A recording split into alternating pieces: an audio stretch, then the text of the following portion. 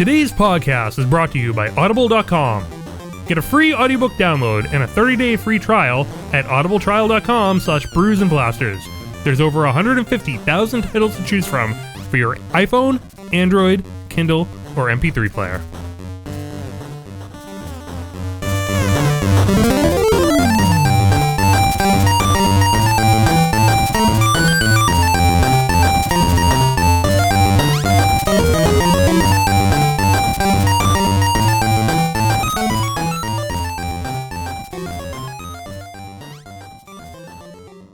Here we go. You're listening to Brews and Blasters, RetroZap.com's free-ranging discussion about all things Star Wars. How we doing? Same as always. That bad, huh? With your hosts, Chris and Joe, two guys from Boston who are talking about this stuff anyway.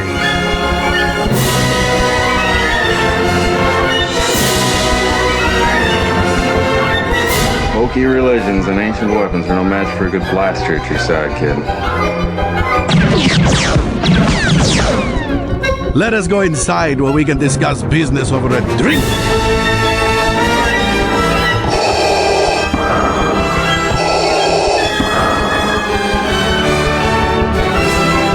One conversation anyway. This place can be a little rough. Not good. I don't like this.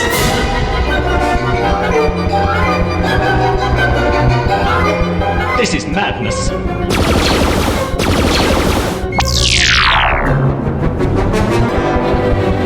Would you join me for a little refreshment? Everyone's invited, of course. I think you overestimate their chances. No, not really, no. I'm listening.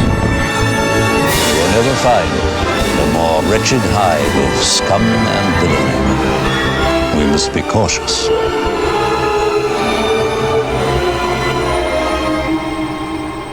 What's up, guys?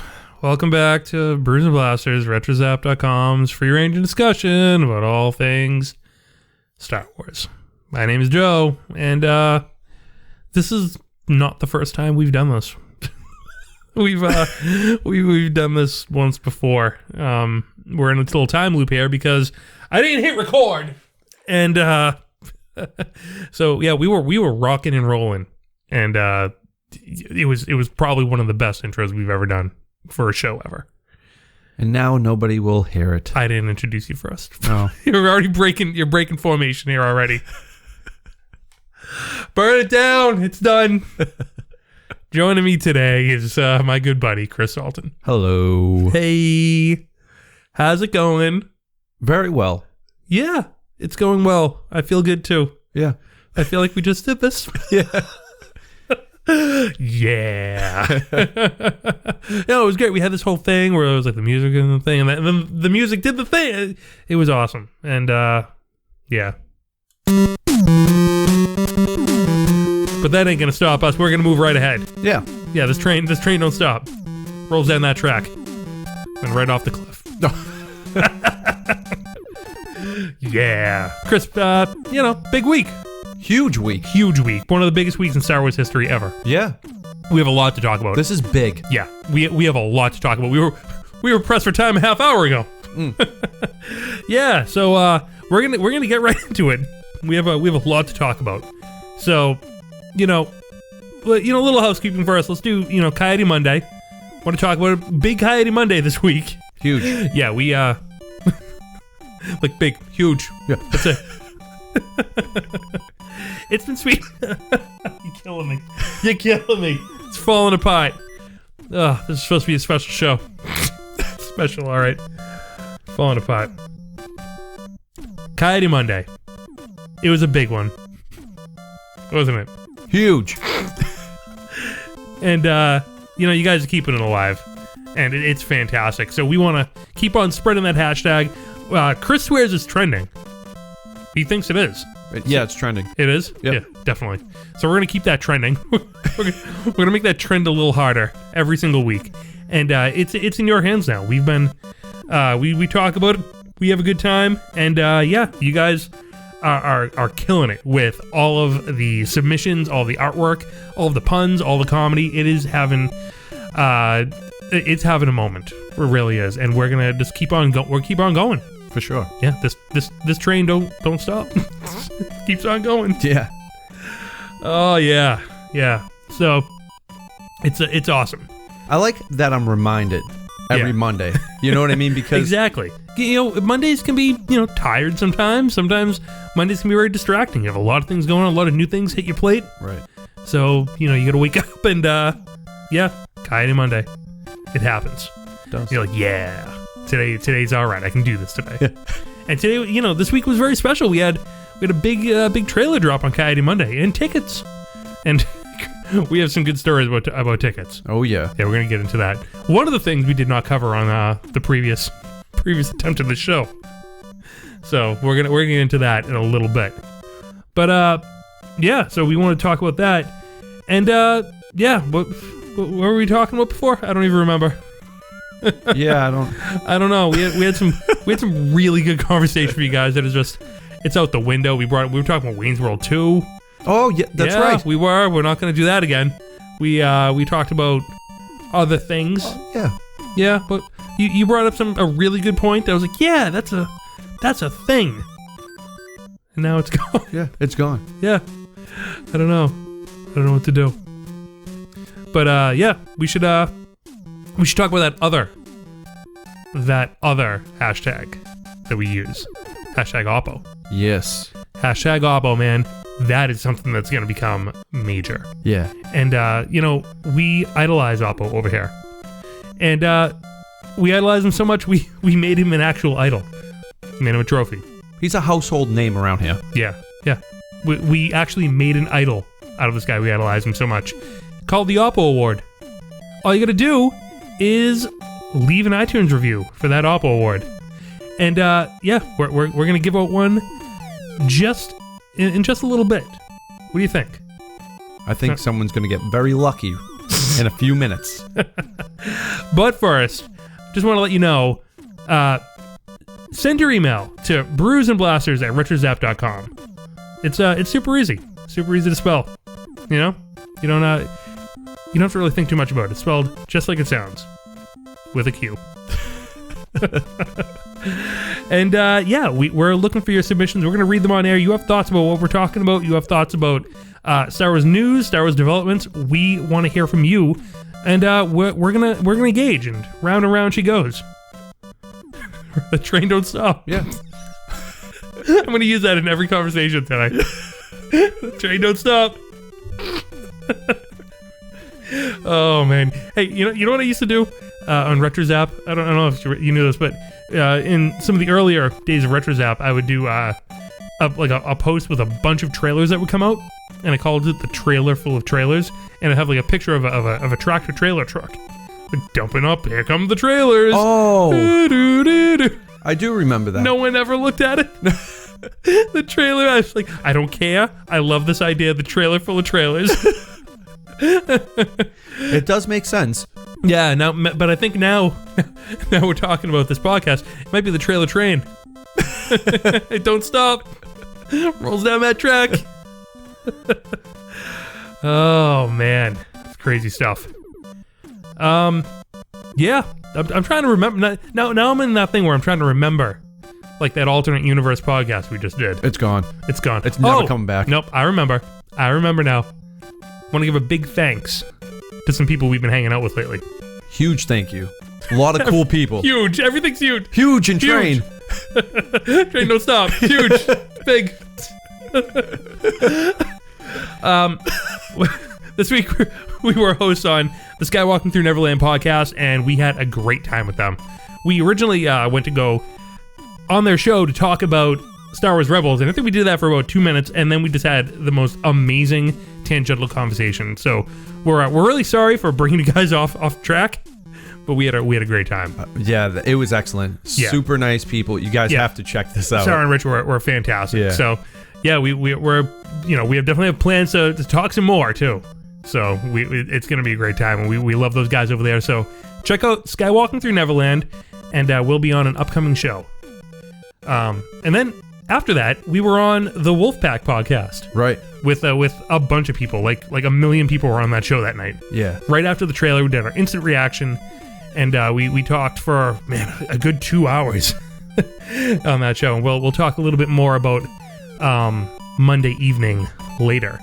But, yeah, the Wolfpack podcast are great. So we've got to thank Corey for setting that up, as well as his co-host Nabil, as well as Dan Curto, Jay from Yak Face, Steve from Fly Guy, Chris Perillo, and a bevy of other people. It was just a really good time, just hanging out.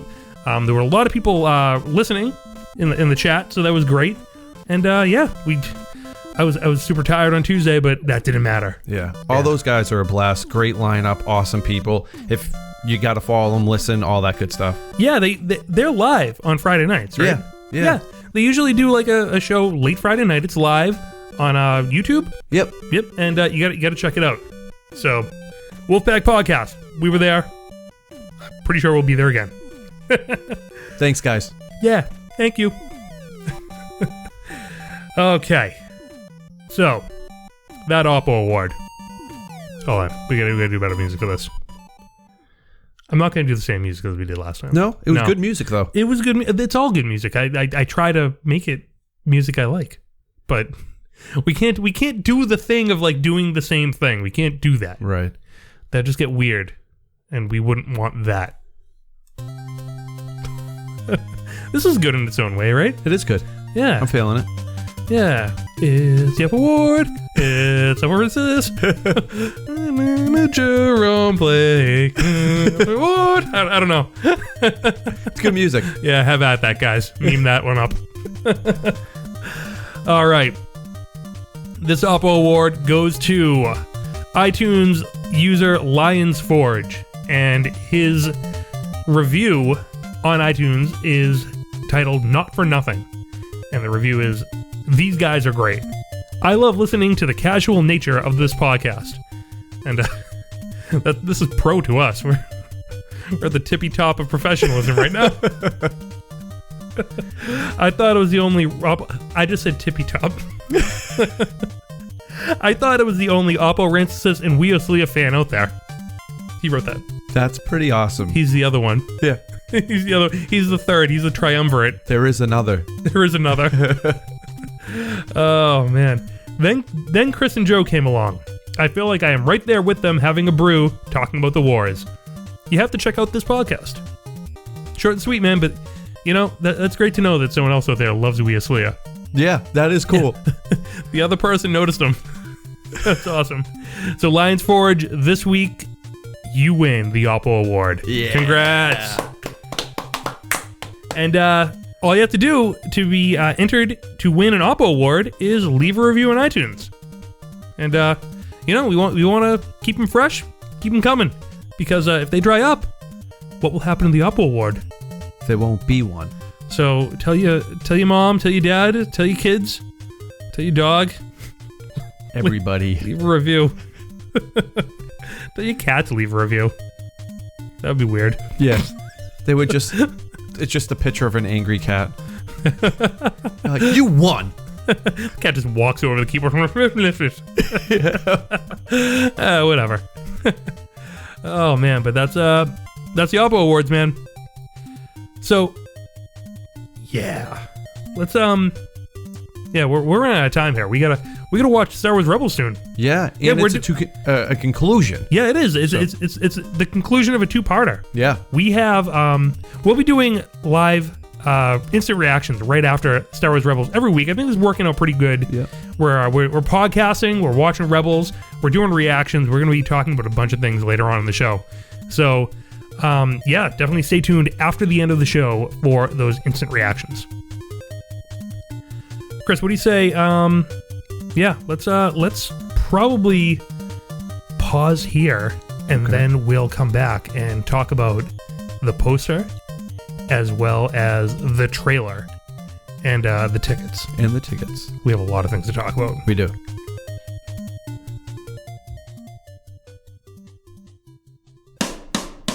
From a galaxy far away, it's Brews and Blasters, Rebels coming. chat, I agree. It's the only podcast that you need. Tell your droid to dim the lights. It's Brews Blasters tonight. All right, guys.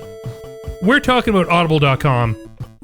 And Audible's a great service. We use it regularly to keep caught up on all of our Star Wars books, as well as any other literature that we partake in.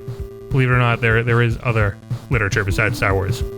No. Yeah, I don't know. We love Audible, though, and for listeners of Brews and Blasters, Audible is offering you a free audiobook download. All you have to do is have a 30-day free trial to check out their service. That's all you have to do to sign up for. And you get a free audiobook. 30 days? Yeah. And you can check it out for 30 days, and they give you a free audiobook download.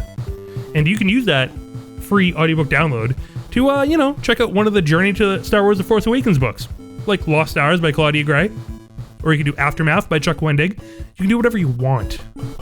We're not going to run your life. Right. We're not going to do that for you. You can choose whatever you want. But, the Star Wars books are good. They're good. They have Chris is cracking me up here. They have great sound effects and narration and music behind the production, so you feel like you're really in the galaxy far, far away. That's what it's all about. It really is. So yeah, Audible has 150,000 titles to choose from, so there's definitely no want or shortage of supply. So again, to get your free audiobook, go to audibletrial.com/brews and blasters. That's audibletrial.com/brews and blasters for your free audiobook.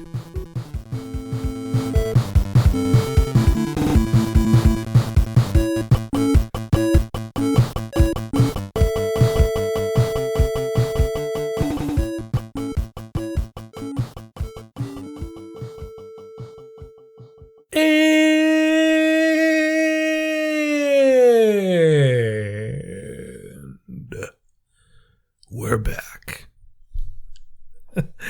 Oh, we're back, man. Now we get to the meat of it.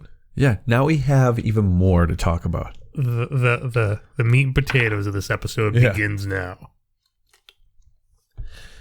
Yeah. So let's get this going.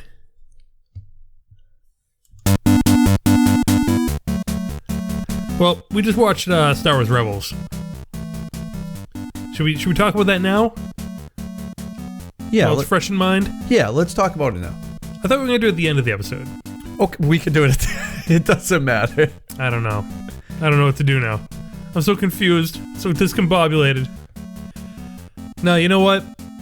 We're gonna save it. We're gonna save it for the end of the episode. All right. Just in case people want to listen to this, but don't want to get spoiled or what have you. Okay. That's a good point. All right. This is feeling more like this is like a triumphant music too. Yeah. So let's talk about our triumphs. So Sunday, nice little Sunday, really. Yeah. I got an oil change.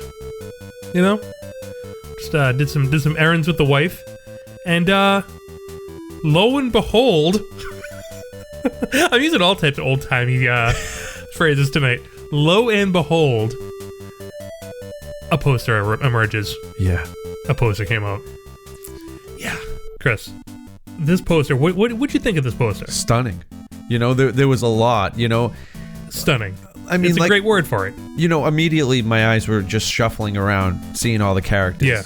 And obviously Luke wasn't there. Luke was not there. But Luke hasn't been anywhere. We knew that. Well, I'm assuming that's him putting his hand on R2. Yeah, perhaps. That might be a misdirect. It might be a classic J.J. Abrams misdirect. We don't know. But it's obvious. I mean, at this point, it's like, you guys know, we know, we're not talking about Luke right now. We don't want you to see Luke. We don't want Luke's story to be revealed. But right. Luke is there. And this poster proves one thing about Luke. Here's the these credits at the bottom. Yeah. These are negotiated by unions. This is very important stuff to how things are worded here is very very meticulously done. Everything is has to get approval. It's not arbitrary. So let's look at the top line, okay? a Lucasfilm limited production. Not Disney, not Bad Robot. First thing to say, FYI, a Lucasfilm limited production. A Bad Robot production, second. Very important. Star Wars: The Force Awakens. No, Episode 7. First cast billing, Harrison Ford. Okay? Mm-hmm. I mean, let's face it, he's the biggest star in this movie. Yeah. He's a legacy legend of Hollywood. But guess who's number 2? Mark Hamill. There you go. Mark Hamill, Harrison Ford, Mark Hamill, Carrie Fisher, Adam Driver. Right there. So, and it's not saying, oh yeah, just the biggest star power is there. You know, I don't know if you could say Carrie Fisher or Adam Driver are bigger than Oscar Isaac and Lupita Nyong'o or Andy Serkis. At this stage in the game. Right. I don't think you can say that.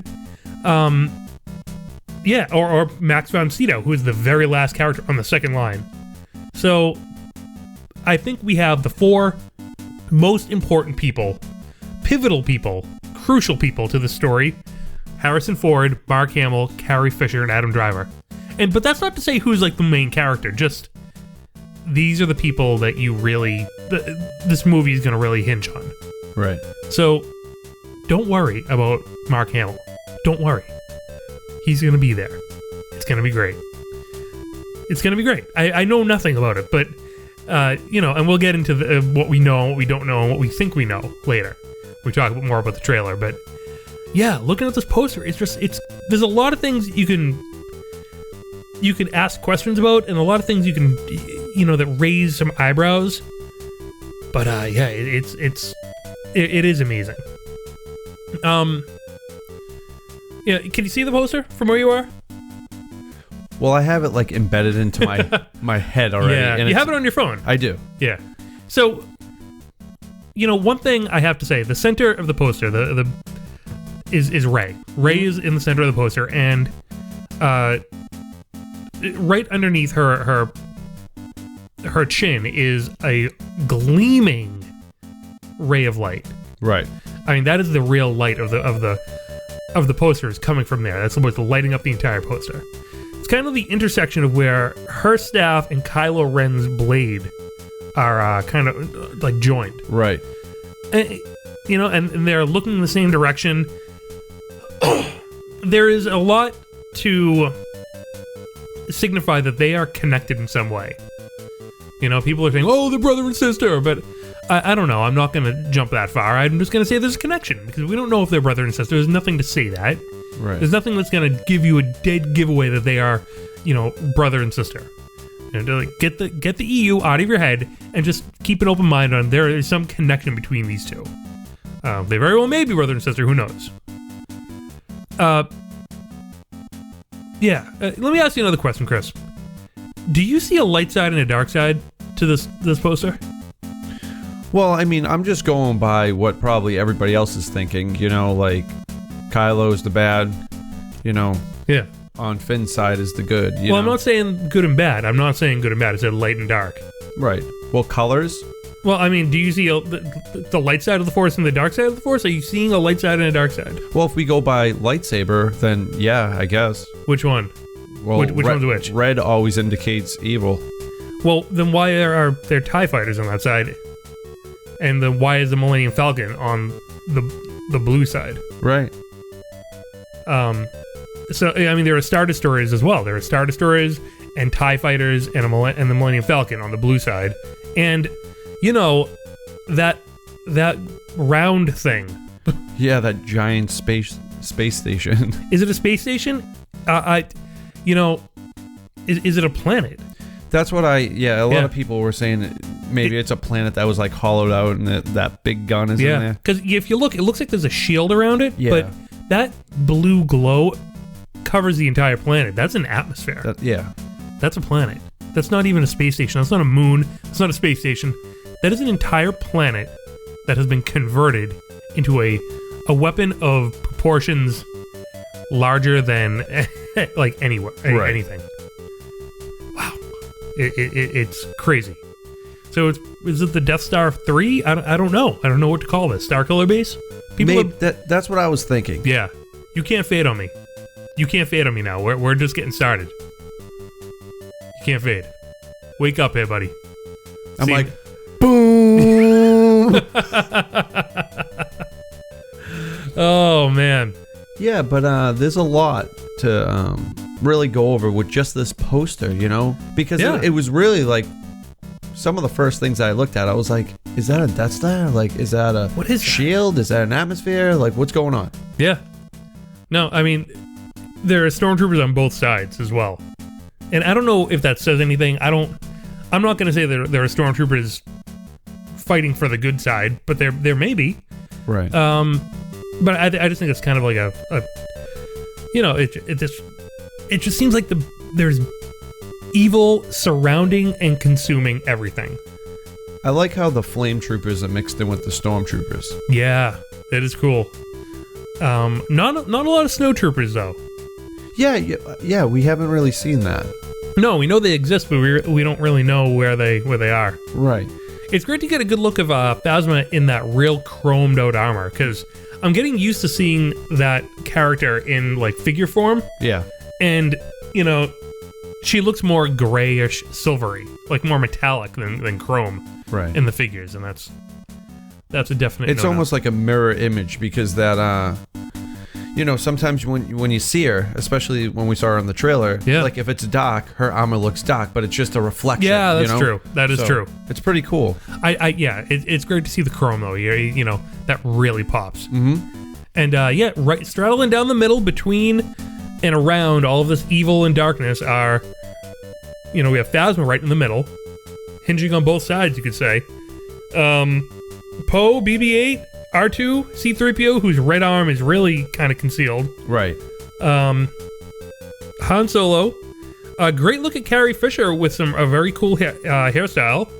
I think she looks really pretty in this. In this poster. Chewbacca with his bowcaster. A really, really little guy, smaller than R2-D2 in the back there. People are saying it might be Maz Kanata. You've seen that character, right? Yep. And then we have the big three up top. I mean, Poe's pretty small. Poe's small compared to. I know. Yeah, compared to Rey and Finn and Kylo Ren. So I don't know what that says. I mean, who that doesn't really indicate your role in the movie. No, he could be up and coming. You know what I mean? Exactly. Like he could be like just a pilot, but he proves himself in a big way. Yeah. You know? I mean, for all the promotion we've seen, Rey, Finn, and Poe being the big three. And then Kylo kind of the other guy. Yeah. So, I don't know. I don't know what to make of that. But I think this poster's awesome. I think the colors are just so striking. They really are. It's great to see the lightsabers so bright and intense. And I gotta say, I don't love the way they do the lightsabers on Rebels. They look too thin. They look very like toothpicks. Yeah. To me. I'm not a big fan. So it's great to see them really big and bold. And I mean, Kylo's flaming lightsaber looks fantastic. It looks that's different. And it's really cool. Yeah. And it's not just like white in the middle too. They're really colored well. Yeah. You right over that? You ready to do this? I like how you can see the strands in Kylo's saber. You know, it's really it's different. Like what's going on? It's so unhinged. I mean, he made it himself, and it shows. It's overpowered. Right. It's not balanced. Exactly. You know, who knows if he's balanced, right? Yeah. Yeah. So that's the poster. Really, not much else to say. You know, there's a little bit of purple there. There's a little orange, a little red, a little blue. You know, the only green you see is the laser blast from the TIE Fighter. Right. Kind of interesting there. But yeah, that's it. So I think they nailed it. I really do. I think it's great. And I'm not just saying that. Like, I love it, you know? Yeah. Yeah, for real. Kind of wish Drew Struzan made it. Right. Kind of wish that, but this style is very much in the Struzan style. Yeah. So I'm pretty happy with it. This will look great next to my other 6, you know? Oh yeah, definitely. Yeah, that's definitely they all definitely flow. they did that with that in mind. Yeah. I mean, definitely a clear break. You can definitely tell, but it's good. So, oh man, that was Sunday. That was Sunday. And we had, that they announced, yep, tickets go on sale and a trailer the next day. Yeah. During Monday Night Football. It's just so weird because we heard so much like prior to these days that I'm like, how do you know? Like maybe, I hope so, but how do you know? It went from maybe to, I don't know, to probably to, yeah, definitely. No. Yeah. No, it's definitely happening. And then Lucasfilm announced on Sunday. Yeah. So. They're like, somehow everyone knows, so we might as well make it official. Here's a poster. But you know what? It's funny. Like Monday, it was so hard to still get information on Monday. Mm-hmm. Monday morning, we're like, all right, we need a plan. We need to get these tickets. That's the most important thing in the world. We'll see the trailer during Monday Night Football. Right. Yeah, I thought that was weird too. I mean, they're trying to attract a bigger audience. They got it. I mean, it's like, it was their welcoming to the world. Like, we're back. Right. Star Wars is here now. So that's the stage to do it at. And I think that's great. Like I had a guy in work who definitely is not, he is a very straight-laced business analyst type guy. But he emailed me Tuesday morning, be like, just not sure if you saw this or not, friendly, Yeah. but like, not sure if you saw this or not, but this trailer looked awesome. I'm like, they know I'm a Star Wars guy. I get the figures on my on my desk. They know me. So yeah, I'm like, yeah, I saw it. Don't worry. Yeah. But it was a good time. So yeah, Monday morning rolls around and it was a very stressful day for me. Wicked stressful. Yeah. Like, you want to tell me how your day was? That was Monday for you. Well, the whole day I was waiting for something to give, some sort of information on time, what was going on, if it was going to sell out really quick. I don't know. A lot of things were racing through my head. And me and you were just going back and forth. Hear anything? Hear anything? Hear anything? Hear anything? And other people on the other side of the country are saying, well, 10 p.m.'s the night. 10 p.m.'s the time. 10 p.m.'s the time. Yeah. And they're showing us like screenshots of like Fandango. And I'm like, well, I'm not seeing it here. Right. It's not saying that. So I'm like, I don't know. Yeah, we're checking that AMC. We're like, when? I called twice, and they were like, yeah, we don't know. And I'm like, you know. Everyone knew. Yeah. Yeah, and we got confirmation afterwards. They knew. Yeah. But they were like sworn on fear of like Disney. Yeah, by fear of firing, I guess. I don't know. Maybe more than fire. Fate worse than firing. To be honest with you, how exciting is that? Like the people that work at the movie theater, it was like, I know. Hey, you cannot tell anybody. Yes. It was like, okay, hey, they did a good job. No one really spilled the beans on that. Hey, I get my application in somewhere else and just spill the beans. Like, I know. Yeah. I have it. I'll be like that guy in Willow. Like, I have the tickets. Yeah. Oh man. Yeah, Willow, huh? Yeah. Oh yeah. We did that. There's a we did a Willow commentary. Good luck finding it. It's in one of our episodes. You're just gonna have to listen and find out. Go back. Anyways, okay. Focus. Oh. Yeah. Okay. Yeah, so Monday was weird. We were stressed out all day. We were like, we have to get tickets. I was, you know what I was afraid of? It was gonna just sell out, break the internet. We would never get tickets. Yeah. That was my biggest fear, like a come and go type deal. It was like, and go, and it's like, beep, done. It's gone. Just like the all the figures online. Right. Yeah. Well, like when they released the San Diego Comic-Con First Order Stormtrooper. Yeah, it was like it was done before it started. Yeah, it was like a second. Yeah. No lie, it was a second. It was a second. You know? Yeah. And I was like, it can't be like this. Like, it can't be. And it's just like we were talking about, like, they have to be more than one theater playing the movie. They're just going to keep on adding theaters. Yeah. Because what other movie are you going to go see the night of December 17th or 18th? You know what's sad? There's probably going to be some stragglers that are like, oh, look at those people lined up for Star Wars. I'm like, this is like history right now. Like, this is it. Yeah, it's crazy. What movie could go against Star Wars that weekend? Yeah. Like, all movies should run away in fear. Yeah. I was talking to a coworker today at lunch, right? And there's an older lady that was eavesdropping. Okay. And we're really talking a lot about the trailer, the poster, all this good stuff, the tickets and backstories and like what we're thinking. Yeah. And she was like, "Oh, you're talking about Star Wars? I thought you were talking about something real." And I'm like, "This is real. Like, this is real." That's when the Sith eyes come out. Yeah. Right? Yeah. Yeah.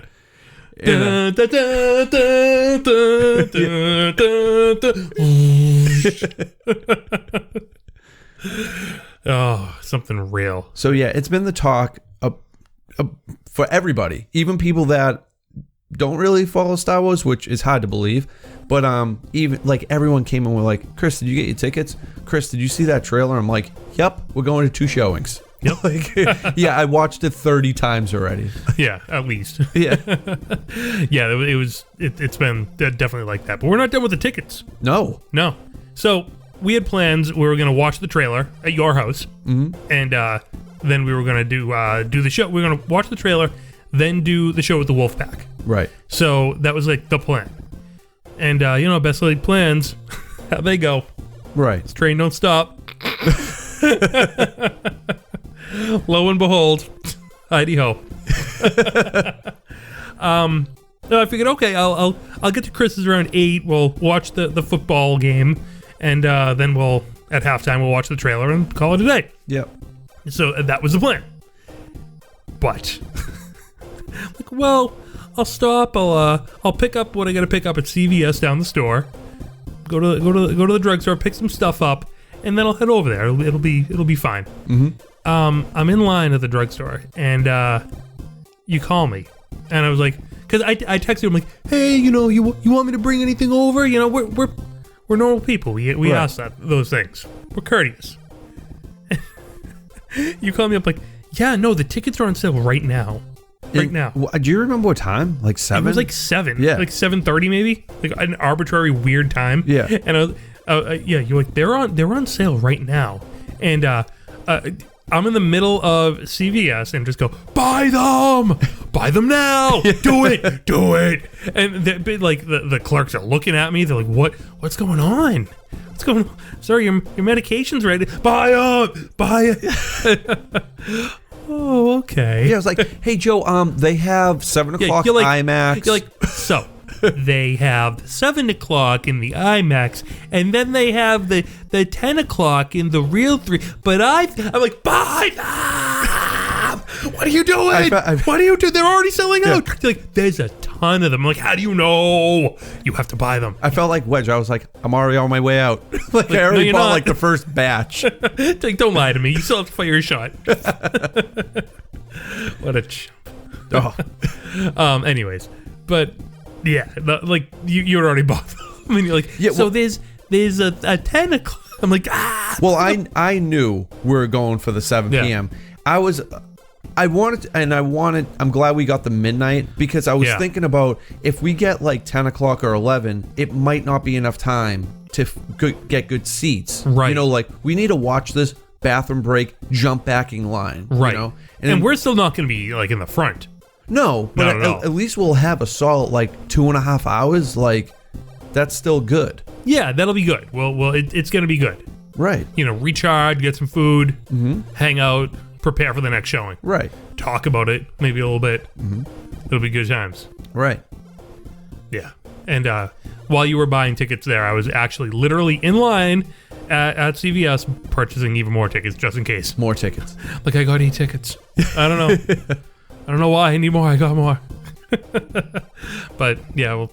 And then our buddy CJ was like, he was so funny. He was people started coming out of the work being like, "Yeah, I got like 1 million tickets." Well, he was like, because I was like, "Don't worry, we're gonna get you tickets. You're gonna come with us. You're good." And he was like, "I bought, like, I forget what he said. I bought 5 tickets to the theater in Somerville." I'm like, "We're going in It's like, yeah, literally 45 minutes in the opposite direction." Yeah, about that. And give or take. And then he also bought tickets for Danvers, and I'm like, what was your strategy? In 2 places at the same time. Yeah. I'm gonna astrally project. Yeah. Out to Somerville. We're starting to talk to people. I felt like heathens after a while. Barbarians with our local movie theater because we don't get assigned seating. Right. We don't I got my recliner. I want that. I want that too. That's why what's up with our local theater, man? Well, there's one I think in Woburn that has those recliners. Yeah, I've been hearing the Woburn theater is pretty good. It's sick. I've been there once. Amazing. We should go sometime. Yeah. Yeah.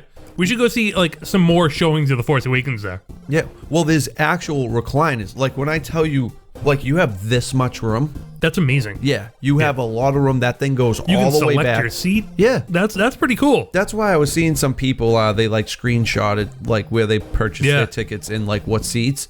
And I'm like, that they have the right idea. We should have maybe looked a little bit harder into that. I don't know. This will be not the first Star Wars movie, but this will be one of the only Star Wars movies I've ever seen with stadium style seating. Right. Episode 1 was at the old movie theater. Yeah. Flat on the ground, looking up. Yeah.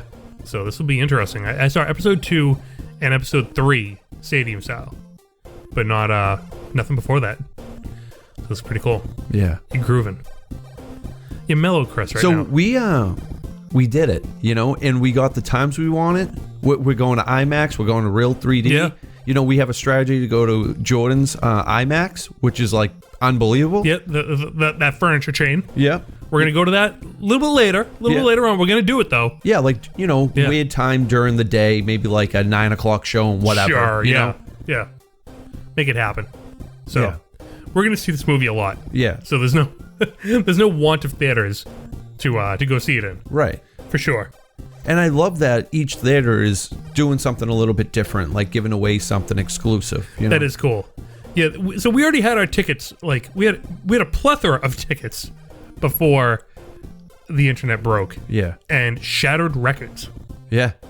Shattered records, my friend. Well, it said on Yahoo News that just pre-sale tickets was $6.5 million. That was just for IMAX. Yeah, how crazy is that? That was just for IMAX theaters. That was not even for regular theaters. Yeah. 8 times more than any other pre-sale ever. I think that the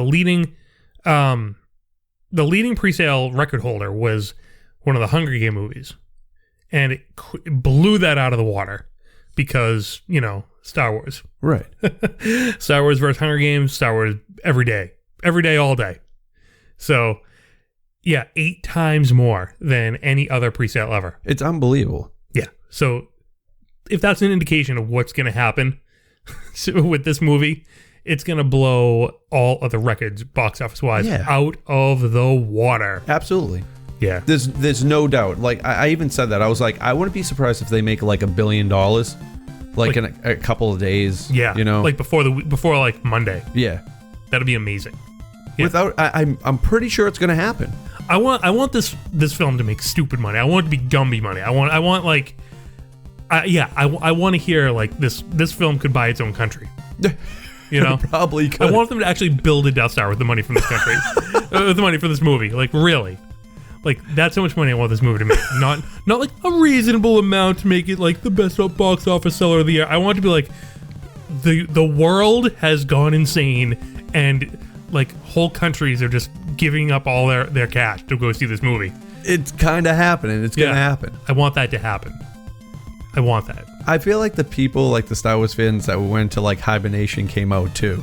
Because it's the people that you don't expect. They're I'm so excited for this movie. Well, it's in Fanboys when the big brother comes by. Exactly. It's the wars. Yeah. You're kidding me. Yeah. I saw him, that actor, in How to Get Away with Murder. Yeah? Yeah, well, me and the wife have been watching that. He was a husband of a person. He was also in The Office. He was Roy in The Office. Yep. So, those are things. Yeah. I feel like when we go to the theater this day, I feel like I'm going to have... This monumental day. Yeah. Fanboys is going to be in the back of my mind. You know what I mean? There's so much. Oh, yeah. We gotta do a fanboys viewing very, very soon. Yeah, definitely. Yeah. Well, I mean, that movie, that was 6 months beforehand. Mm-hmm. This is like, we're in go time here. It's 2 months. Yeah. We're less than 2 months now. Less than 2 months. How crazy is that? It's around the corner. It's for real. Yeah. Like, it's real. We have our tickets. We've seen the trailer. We're ready to go. We're doing everything. That checklist, we're right there. Yeah. You know what? Let's get into it. Let's do the trailer right now. Yeah. Let's do it. How about it one more time, guys? You want to hear it again? I'm sure you don't want to hear it again. You don't want to hear it again. Oh.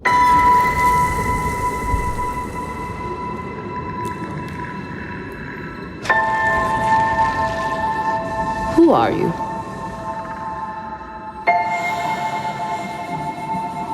I'm no one.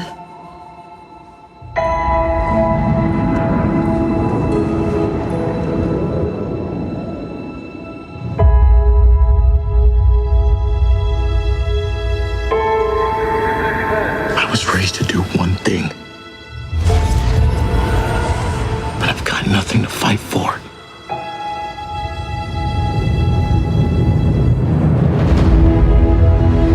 Nothing will stand in our way. I will finish what you started.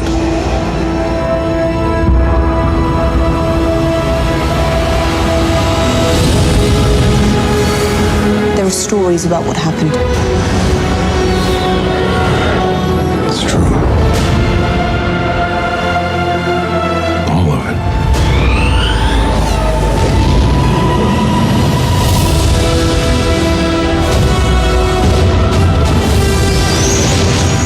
The dark side.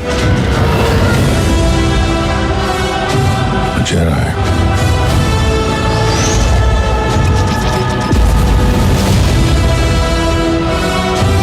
They're real.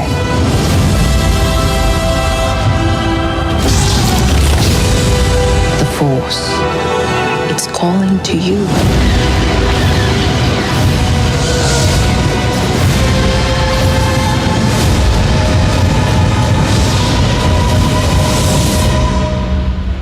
Just let it in.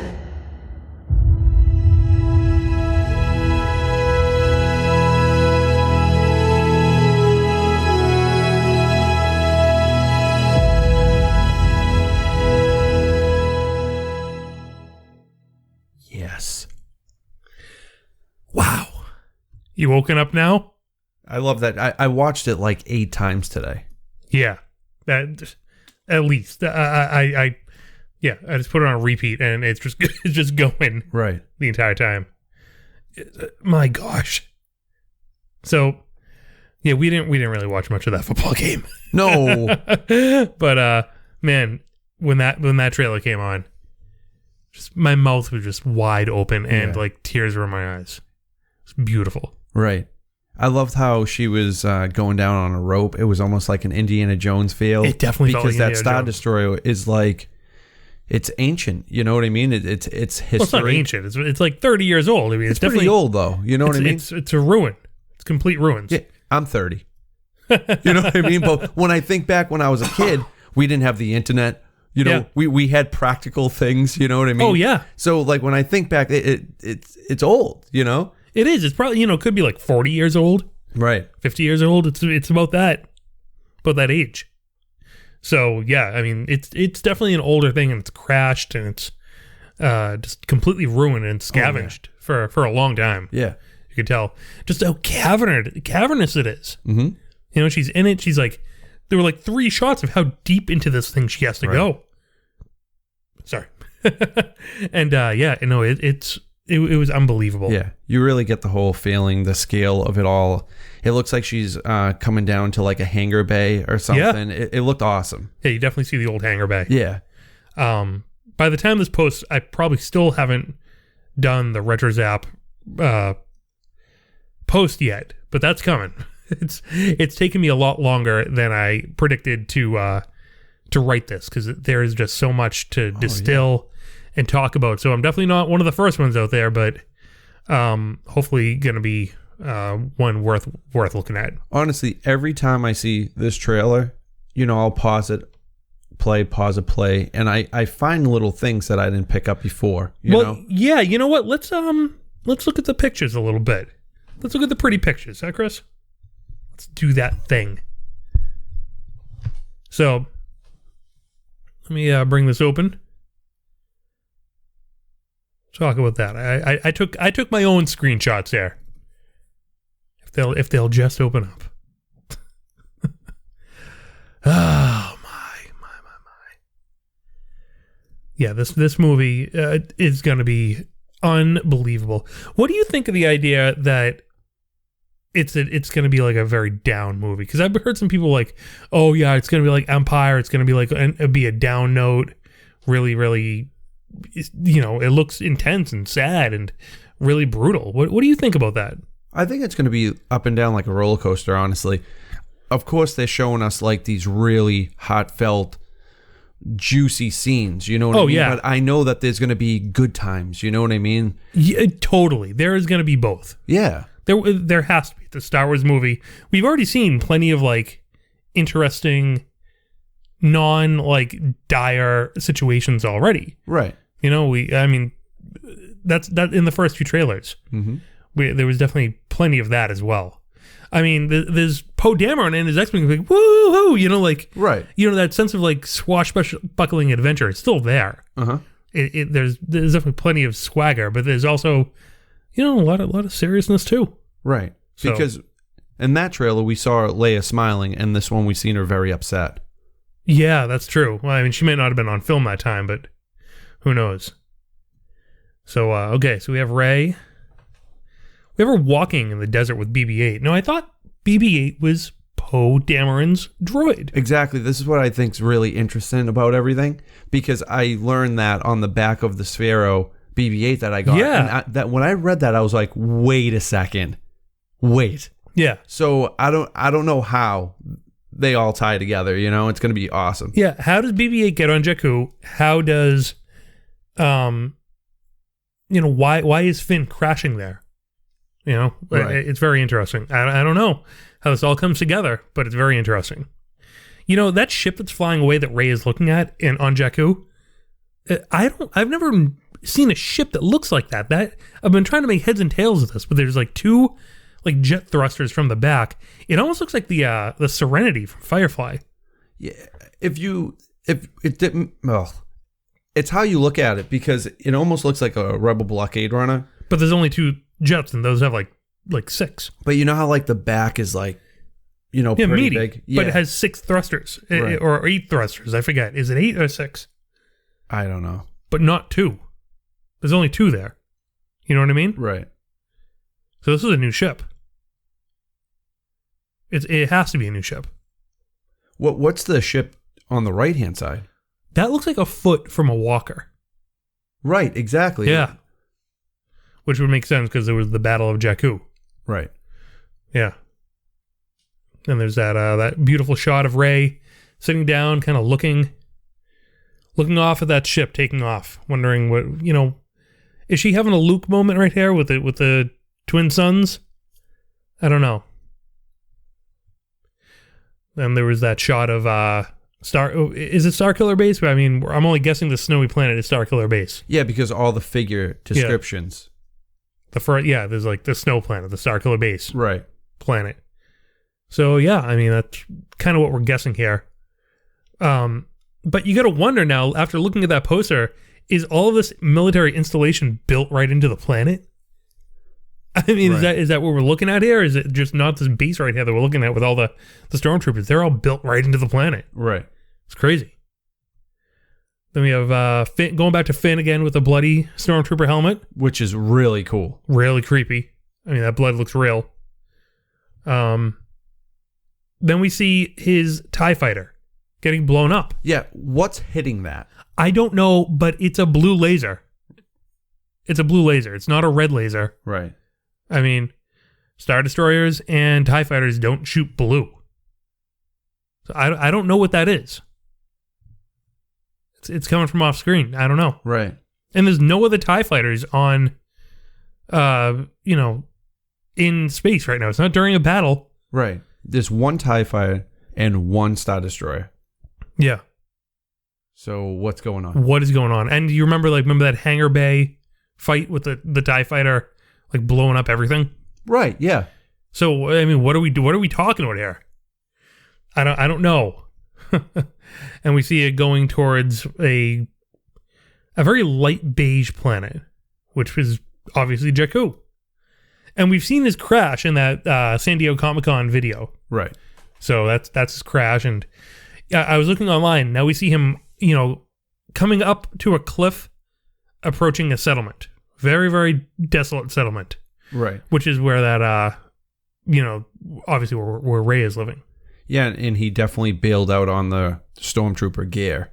Yes. He was probably like, can't be seen with this. But he brought a jacket. Yeah. He brought that cool jacket. Yeah, he brought a jacket, and it looks like it's got to be about 108 degrees there. At least. All black, wearing all black clothes. and a jacket. And he has a jacket. I mean, he's definitely prepared for, a really nice winter in New England. Well, you can tell he came from Starkiller Base. Yeah. Yeah. Well, space is cold. Yeah, it is cold. Yeah. This image right here of him coming up to the settlement is a great homage to a Ralph McQuarrie painting, concept painting of Luke approaching Tatooine. Tatooine. Luke approaching Mos Eisley. Right. So, yeah, learned that from Paul Bateman. Kylo Ren on a Star Destroyer bridge, I guess, right? Yeah, I would say so. Yeah, and looking at a very red light. Don't know what that is. I'm assuming it's the gun from that Death Star-ish Starkiller Base thing. I feel like the size of that Death Star. Yeah. I feel like it would have a bigger beam, I mean, is that even going off? I mean, is it just glowing? Right. It could be just glowing all the time. They could be in a base and not a Star Destroyer. Like, they could be on a planet, too, because if could be, you're right. If you look to, like, the bottom right, you, see stuff. Like, it could be, towers. Oh, yeah, it could be. It could be a tower, and this could be part of the planet. Right. I mean, or I could be very wrong, but the more you see, you get, a really good look. You look at it, it does look like a light coming out of, a horizon. Right. So you're right. Actually, I'm going to guess, because if you were in space, you probably want to be looking out for that. Yeah, but there's so much stuff in the left. Yeah, and the you're right. right. He is kind of in a city or something. Yeah, it's almost like he's in a tower. Yeah. A control room. You have a great good shot of his helmet without the mask, the hood. Yeah, the hood on. You're right. Yeah, I love it. Then he's saying I will finish what you started. Talking to the melted up Vader helmet. I want to know where he keeps that. Yeah.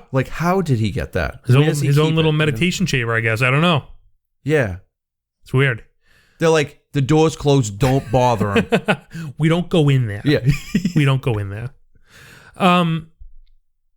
Yeah. Okay. So people are saying I will finish what you started. What is he talking about? What does he think that Vader started? I know. And how does he know all this stuff? Because I'm assuming he knows a great deal of history. Yeah. I mean, he has a great deal of history, and other people they're not even sure what happened.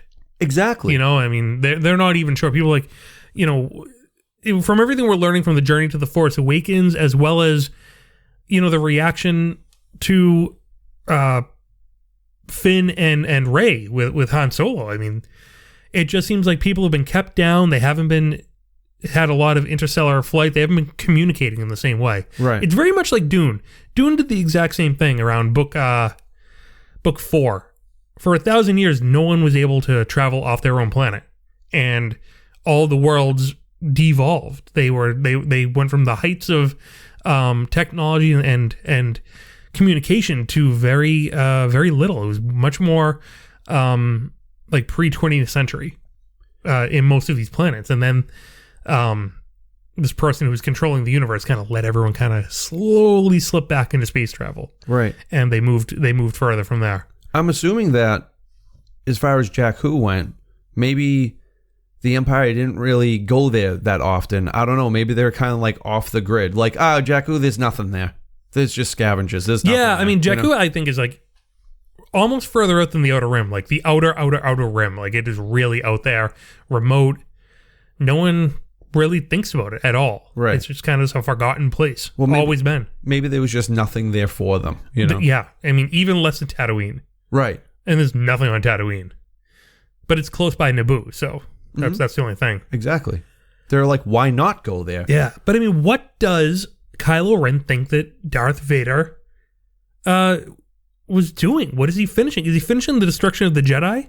Right. That's the only thing I can think of. And why did he think he was so right? I don't know. I don't know, man. I don't know. Hey, this is going to be it. We're not even close to being done yet. Right. Let's take a quick break, and we'll be right back.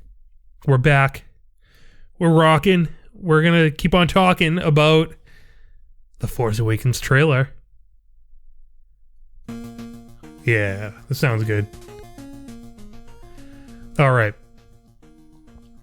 So we have this mask here. And people were saying maybe, just like kind of the Sith artifacts that are coming out of the Lando comic, that maybe this is influencing Kylo Ren.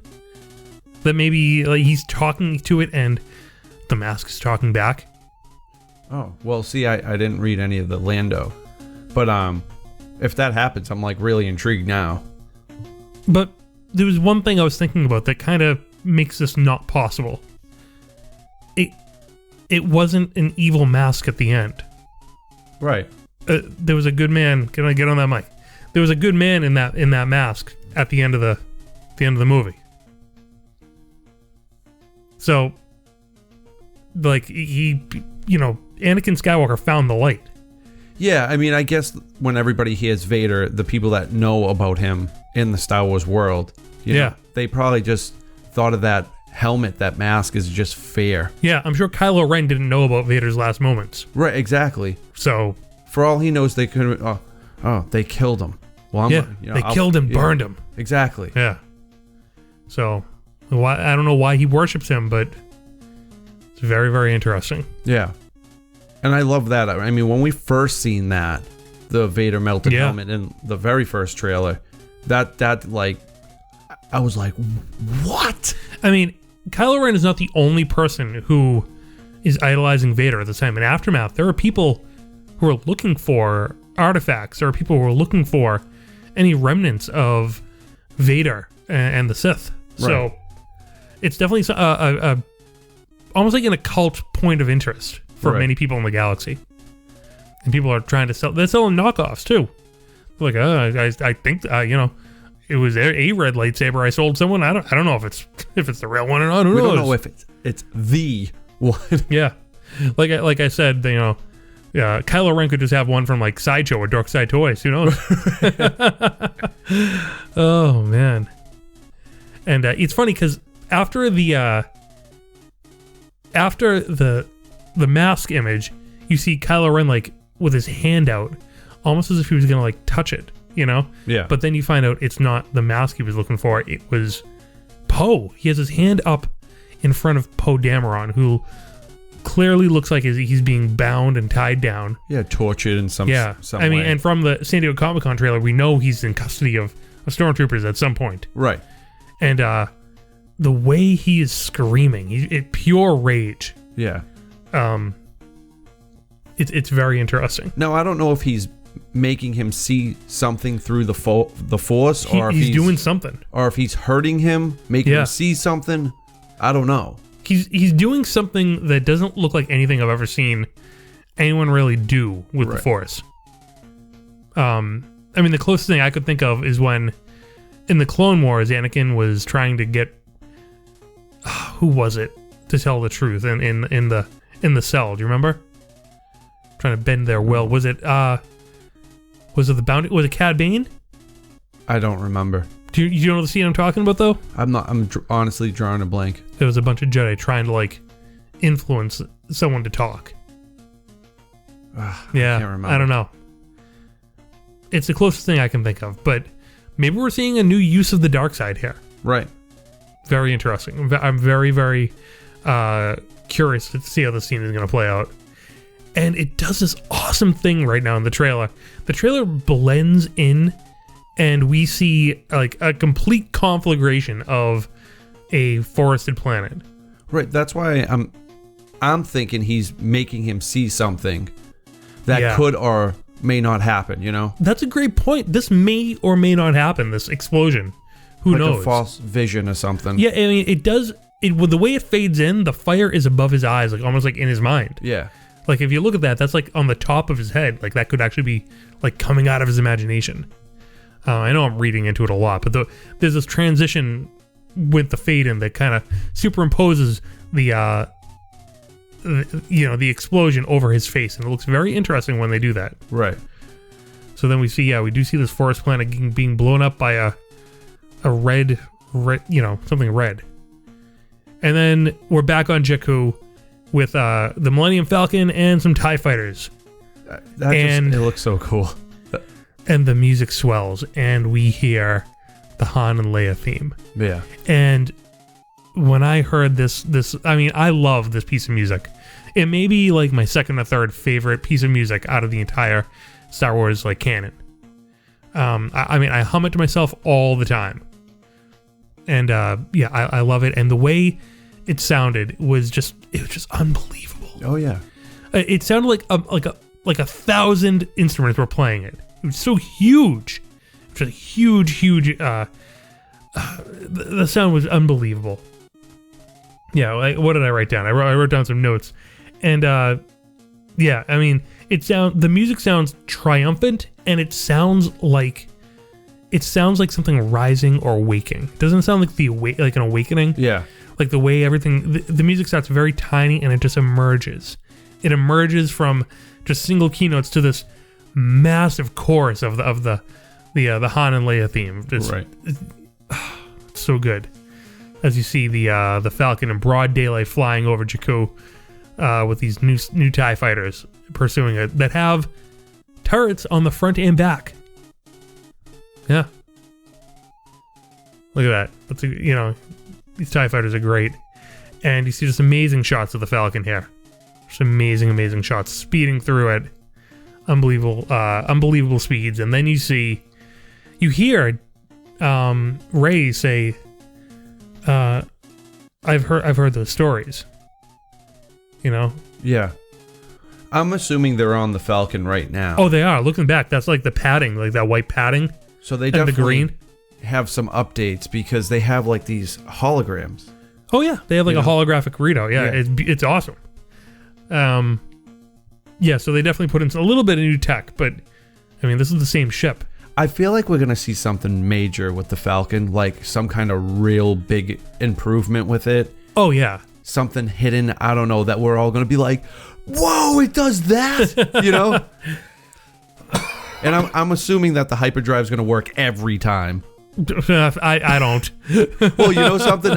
I will admit, like, if he's like, punch it, Chewie, wah, wah, wah, wah, and they just start hitting it, I'd be like, classic. Well, one of my favorite parts is when Han does the Fonz move. He, like, it doesn't work, and then he hits it, goes, yeah. Works perfectly. It's one of my favorite parts of Okay, Empire. let's go fly into space now. Yeah. I'm sure it's fine. Like, he punches it into all. What a great moment. One of my favorites. But you got to remember, too, Han may not have been with the ship for a long time.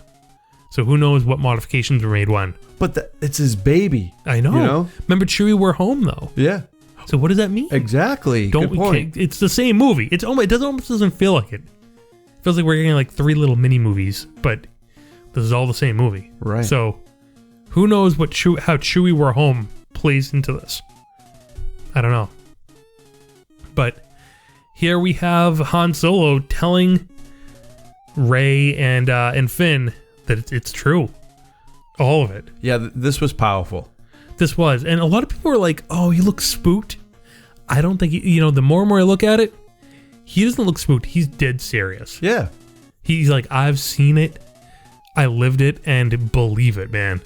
Believe it. Don't doubt. Like, he is a believer. He is definitely on the side of the Force now. Oh, yeah. For sure. I mean, his best friends are Force users. Right. So it's nothing to he doesn't shake a leg at it. He's like, he was the biggest skeptic ever. Yeah. He didn't believe. He's been to one side of the galaxy to the other. He's seen a lot of strange stuff. Right. But nothing could convince him. In the same room. This is the same room he said that. Right. To Luke and Obi-Wan. And he's like, awesome. no, it's real. All of it. It's just like we were talking about, though. Like, it's like, how much do they know? How little do they know? It's pretty... like, that kind of blew my mind when he was like, it's all true. It's like, apparently, like, this wasn't broadcast, like, no. across the A galaxy. completely What was happening. different direction than what the EU did. Right. Completely different. You know, so, yeah. What do people know about Luke Skywalker? Exactly. Nothing, apparently, forgotten about. The Jedi were completely forgotten about, it looks like, in this world. Right. Yeah. I mean, it's not just legend like you're famous, like legend like did that even happen? Right. Like King Arthur, which is amazing. So, all right, then we're treated this amazing shot of the Falcon coming at us into hyperspace. Like, it's a perspective we've never ever seen. Right. It's pretty cool. And then we have the Knights of Ren. The Knights of Ren. All right, no one's told us these are Knights of Ren, but man, they look like what I would think of the Knights of Ren. Yeah, when we first seen this, we were on the same page. It was like, that must be the Knights of Ren. Yeah. You know? And it doesn't look like anyone else has a saber, but man, wouldn't that be cool? Yeah, I mean, they look like they all have their own style of weapons, you know? Similar. And the helmets are different on most. They look similar to Kylo's, but they're all a little bit different. They almost look like Crusaders. Right. Like like Crusader helmets. Yeah. Yeah, it's very, very interesting. The guy in the back with like a pike of some sort. Who knows? These could be mercenaries for all we know. Chris, look around them. There's all dead bodies around I them. know, exactly. I noticed Crazy, and they're all in the rain. Yeah, this is a very interesting group. I wonder if this is all of them or if there's any more. 1, 2, 3, 4, 5, 6, 7. If it's only them, yeah, that says a lot about them. Yeah. You know? I mean, did Kylo Ren form the Knights of Ren, or did he join the Knights of Ren? Because he's clearly the leader here. Right. Yeah, I don't know. I don't know what to make of this, but man, they look cool. They look cool. Then we're back to the forest planet with the X-wing raid, and you see them coming across the water from a different perspective, which I love that. Yeah, this time from the stormtroopers' perspective. Yeah. They're flying so low to the water that it's just coming up as a cloud. Wave. Yeah. It's just a cloud come across, and the stormtroopers are amidst a ruin of some sort, getting ready for an attack. And then you see part of the battle. And there are just dozens of TIE fighters all around, and the X-wings are completely chasing them. Like, I don't see one TIE fighter attacking, like, on the attack. They're all on the defensive. Right. I mean, this has to be where the resistance bases are, or at least one of them, because when we saw, that when Poe walks by Finn, it's like a forest, really, really nice looking planet. It's not cold. It looks, this green trees, it's very green, the landscaping, I don't know, because I don't know. Because it looks like they have the TIE fighters on the run. And plus those stormtroopers. And it looks like they're sieging. They're coming from across the lake, and it looks like they're attacking, not on the defensive. But it's too soon to tell. Oh, exactly. And then we're back on this meadow, kind of, this is Greenham Commons. I mean, in the UK, this is really where they shot this. Yeah. But, yeah, like, we have Poe and Finn kind of get, Poe gives him a look like, we're in this.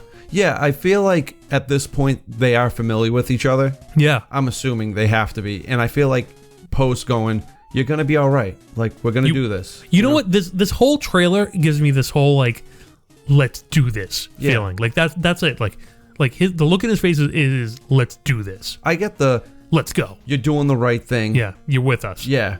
You're with us. Let's do this. Right. And that's what this whole trailer is. Come on, guys. It's back. Let's do this. Yeah. Star Wars. It's back. Also in the back, PC-4CO, that blue droid. Yeah, definitely. Yeah, in the distance. Doing as much as we said he'd probably do. Yeah, and yeah. Then I love this. The TIE fighter coming down on the X-wing and then flying right through it. Unbelievable. That explosion that we've seen Finn and Rey on Jakku with BB-8. We've seen them do this in the San Diego Comic-Con trailer. Kind of like doing practice runs. And then we have Han Solo, Finn, Rey, and BB-8 walking into some building with a red droid walking the opposite way. Yeah. And flags, tons of flags in front of the door. Could those flags be trophies? They could be. Who knows what they represent? Who knows where they're going? Is this Maz Kanata's castle? It looks very castle-like. Right. That color red is on the droid is the same color as the Guavian Death Gang. And plus, it has like that target-looking face to it. It does. You know? It's the same styling as the Guavians. Yeah. So what does that mean? Where do the Guavian Death Gang live? Do they live in Maz Kanata's castle? If they do live there, this looks like a really sweet place. You know, it's green. The ruins look sweet. The flags, it's colorful. They have cool droids. That droid doesn't look like he's geared up with armor and guns on his arm. He looks like he's just like walking by. Yeah. You know, so I don't think he's like really like, hey, protect. If they made this droid to protect the door, like I don't know if he's doing it. Yeah, who knows? I mean, in this scene too, it looks like Han Solo just got done talking to Finn and Rey, like, relax, I got this. Yeah. You know. Also, I mean, there are Mandalorian images in the flags. There is the feather that Boba Fett has, as well as the skull, the Bantha skull. Yeah. So I don't know what that means. I don't know what that means. There's also like a purple one that, like a sun type image. Like I don't know what this means. That there are Mandalorian. Yeah, that's cool. I mean, it's not just an Easter egg. I don't see the Mandalorians going away. I mean, they're a race of people, you know. So yeah, but they were very scarce in the original trilogy. Right. Yeah. Who knows? True. Who knows? You know, we were talking last week. We thought that we knew the Siege of Mandalore, but we didn't. The Siege of Mandalore was not in the Clone Wars. It is something we haven't seen yet. So it's very interesting. I feel like we're going to find a little bit more about that in Rebels. Yeah, I think we will. Season. I think we will. But I mean, it's something that happened in the past in Rebels, though. Well, there's Mandalorians. Yeah, so we'll learn maybe more about something that happened in the past. Right. Anyways, back to the Force Awakens. I mean, there are Mandalorian flags in the scene. Who knows what that means? The droid looks sweet. It looks like he's more made for like muscle. Like, hey, yeah, like a lifting. Yeah. I don't know. Is that a gun behind his back though? Like maybe right here? I don't know. Right. Yeah, I don't know. This is very, very, very, very intriguing. Then we'll go back to that same scene from the second trailer with a person in black, white sleeve, robot hand. You know, gently touching R2-D2's dome. I mean, a robot hand on his right side. It's probably Luke, right? I mean, who are we kidding here? It's probably Luke. And then the same cinders looking like Kylo Ren on the same planet. And his I you know, the more and more I see of this ship, the more I like it. Yeah. At first, I don't like it in the toys though. The toys just have like the wings just going straight up, and it looks weird. But when you see it on screen, it's like a bat. Yeah, I mean I like it like the bat is insane. It's ridiculous, yeah. But the way it flies is really cool though, in the you know, on screen. So I think they just need to get the figure right. Yeah. Who knows? So, I mean, this scene is made to look like it's in the same place as this person with R2-D2 with the cinders flying off screen. Right. Is it? I don't know. But this is definitely the flame trooper scene where they're lighting up this village wherever it is, and Phasma's there. It looks like sand. It does. So. Is it Jakku? Who knows? Kylo Ren is there. Phasma is there. Kylo Ren is there. Sorry. And then we see this ominous scene of Rey crying over a hairy body of some sort. Right. Now, I don't want it to be who everybody's thinking it's going to be. People think it's Chewbacca. Yeah, I don't know if like emotionally I can handle like one of the main characters like going out, you know? I don't think that they would do that. I just don't. Right. Why would Disney pay $4 billion to kill one of the biggest icons of Star Wars right out of the gate? The thing is, they don't need to do that in order to make a great, interesting movie. They don't need to. There's already so many elements. Star Wars has never needed to kill anybody to tell a story. Exactly. Never. There's no reason to start now. There are some people who died and they bring them back. Yeah. I mean, they do. I mean, Star Wars never needed to kill anybody to tell a good story. Right. Some people died and, you know, it worked. But I don't think that this movie, some people are like, oh, it's just A New Hope redone. They're just redoing A New Hope. They're not going to do that. No, they're not going to do that. They're not going to do that. Why would they do that? People were saying, oh, the stanzas is like a poem. Yeah, that was Lucas's idea. Yes, this movie will resonate with the other movies. Yes, they will hit beats like the other movies. Right.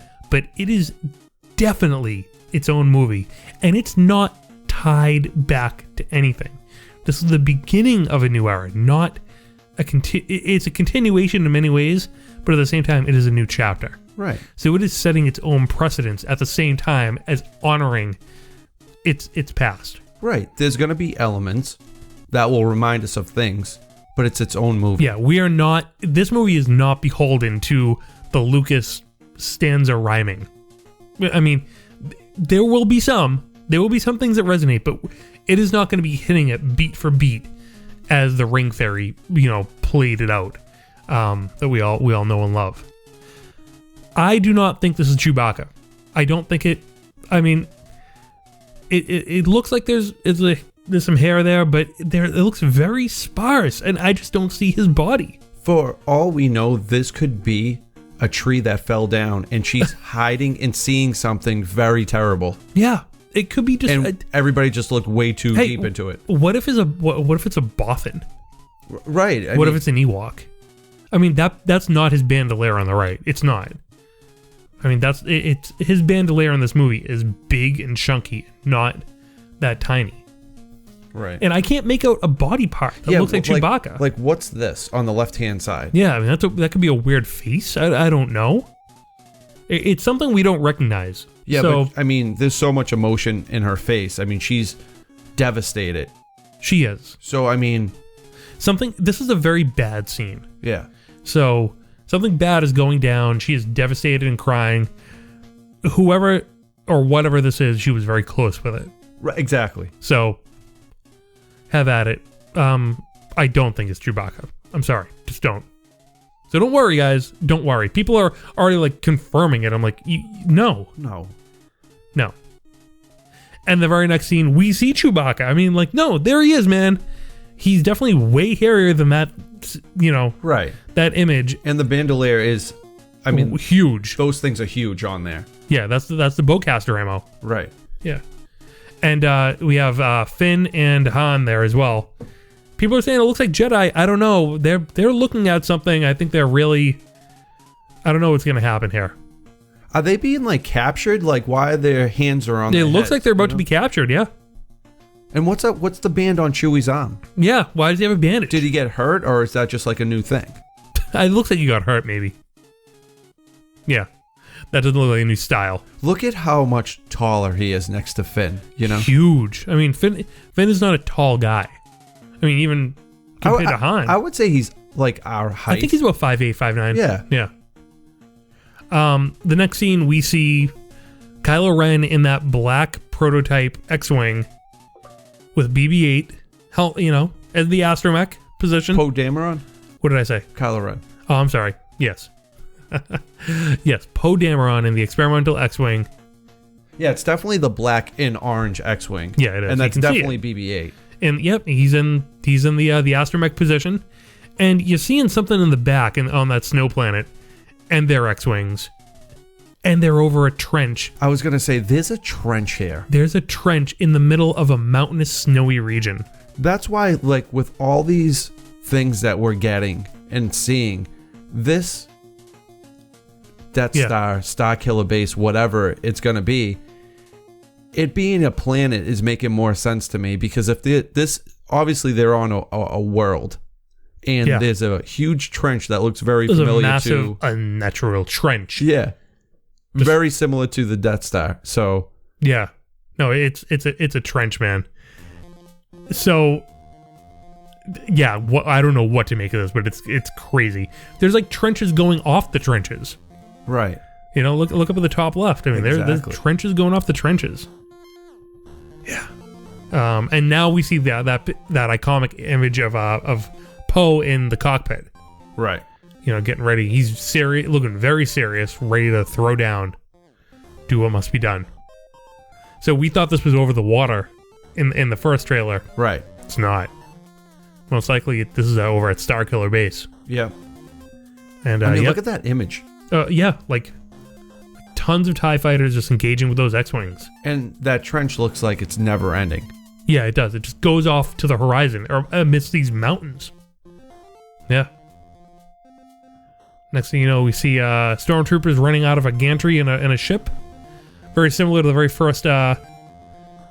first trailer we saw with them like kind of jumping out. Yeah. And next thing, Rey shooting a red blaster.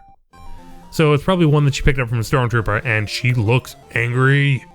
She looks really pissed off. She looks rage. Like that is anger. I don't know if that's a stormtrooper blaster. It's firing red.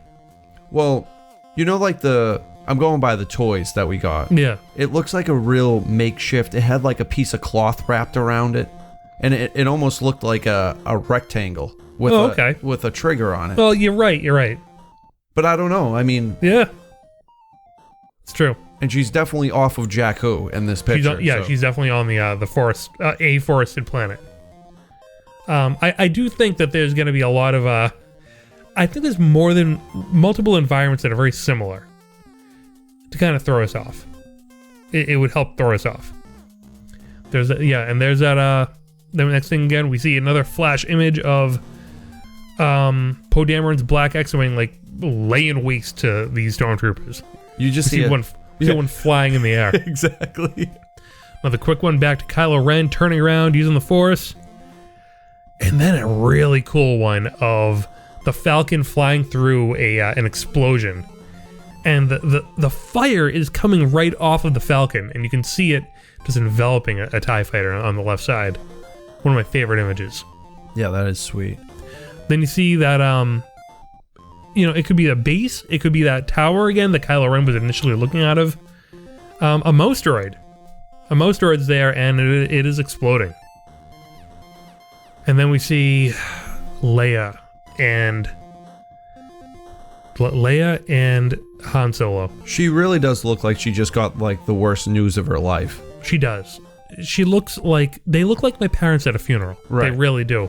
Like that same type of like just despair and sadness and the way they're holding each other. But my God, Chris, was it great to see them together. Oh yeah. To see him hold her that way, it's like, yeah. All right, everything's okay. They're at this moment they're together. Yeah, well that's what I really hope that they are together. Like I hope there was no separation. It was like... You don't hold someone like that up to 30 years right. if you haven't been together. There is definitely love there. Because I will be shocked if it, they haven't... Oh, I haven't seen Han in 15 years. So. Nope, they don't talk that way. I don't know. There is love there, and that was so relieving to me. Yeah. Yeah, I was like crying. Yeah, if the tears were welling up, that's when it happened. So... Then the final scenes, we see this iconic image of Finn with Luke's lightsaber, or Anakin's lightsaber, the saber that killed children. Right. Squaring off against Kylo Ren, who has his mask off. Yeah. And Finn looks truly scared. That's what I was gonna say. In this scared. Image, he's like, when Kylo's coming after him, like, yeah. It's almost like if he's like, oh man! Whoa! Like, I got myself into something. Exactly. I can't handle. That's why I'm like, I know he has a lightsaber, but it doesn't make him a Jedi. You know, like maybe he's getting that Maybe he's retrieving that lightsaber and bringing it to somebody. But every time they say the word Jedi in this trailer, it cuts to Finn. Yeah. I don't know. Right. I don't know. I mean, if so, awesome, Yeah. you know, but this does look like it's his first fight with a lightsaber. You know, Chris, no one ever said there has to be only one person who uses the Force in this movie for the good side. Right. It doesn't just have to be. What if Poe, Rey, and Finn all have the Force awakened in them? Right. And they're all like vectors of the Force, you know, at that point. Well, that will never go away. You know, there's always Force sensitive people. But what if all three are like learning to use the Force in this? That'd be sick. That'd be awesome. It would definitely be unexpected, you know? I mean, we can't remember the very first thing we heard about this movie. That voice, there has been an awakening. Right. Have you felt it? An awakening. Like, not just like one person is using the Force again. An awakening. Right. Like, that's big. It's a big deal. Exactly. And has nothing to do with this trailer. Right. So, there's more going on in this movie than this trailer suggests. Way more. And anyone trying to figure out this movie based on this trailer has a lot. Yeah. There's not enough here to figure out what this movie's all about. Well, that's the thing. I'm not driving myself crazy trying to figure out what I think's going to happen. I want to, on December 17th, we're going to see this movie. And it's going to blow my mind. And I'm going to be... No, I can't stress it enough. No spoilers. I don't want anything like... in my head, like, oh, maybe it's this, maybe it's that. Like, I'm trying to pump the brakes on that. We're done. We're not going to get anything else. I don't want anything else. There's nothing I want else. to see the movie. That's it now. No, they're like, here's your trailer. There's no more trailers. There's no more footage. They're like, can you leave us alone for 2 months now? You got 2 waves of toys. Nothing else now. Yeah, but think about how much stuff we got, man. We got spoiled, if anything. Well, we have been given some good stuff. Yeah. But I mean, even Hasbro's like, it's been really hard to make toys with only 1/3 of the movie. Yeah. They're not even showing us the other 2/3 of the movie. They're like, here's some pitches.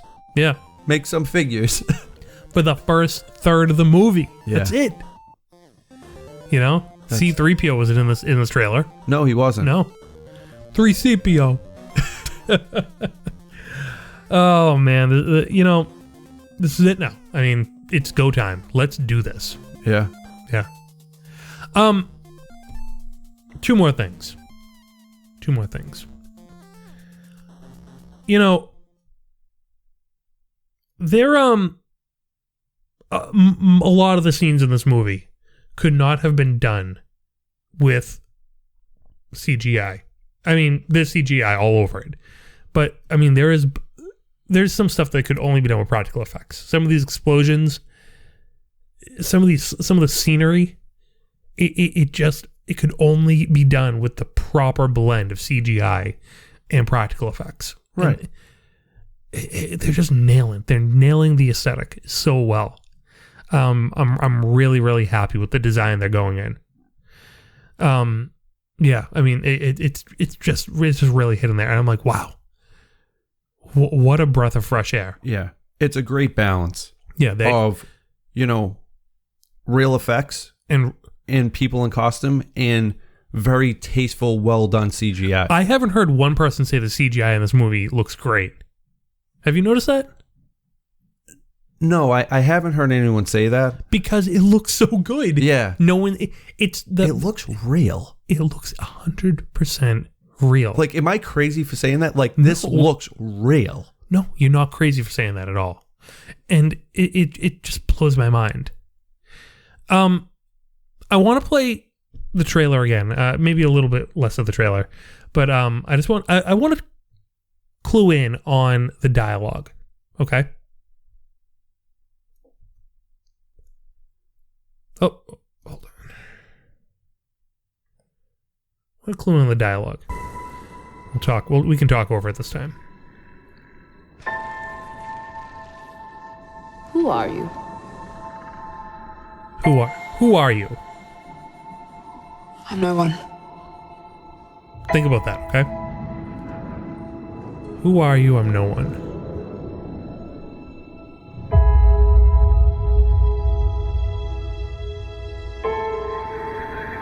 I was raised to do one thing. But I've got nothing to fight for. Okay. Nothing will stand in our way. I will finish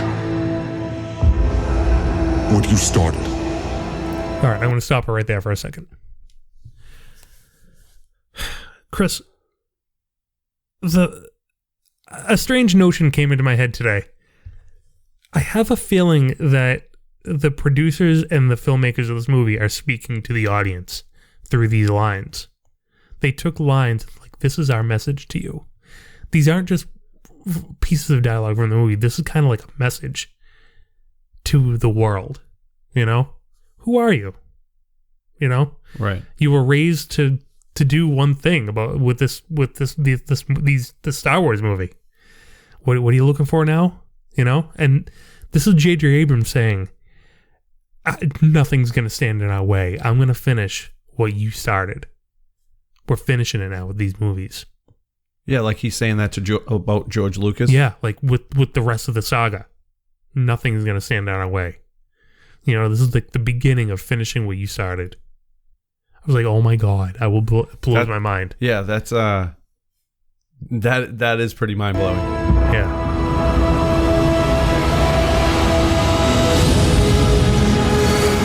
There are stories about what happened. It looks real. The stories about what happened. You know, the stories that we all know. Yeah. The stories about what happened. It's history. Yeah, like they're telling us about history. They're talking about us now. The stories about what happened. You know, the ones, you know, like think about the world seeing this for the first time and like, you know, maybe since Return of the Jedi or they haven't thought about it at least in 10 to 15 years. Right.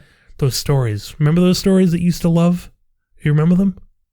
Han Solo going to tell you about those stories he used to love so deeply and passionately. The world loved these stories. It's true. All of it. All of it. It's true. You loved Star Wars. You loved these stories.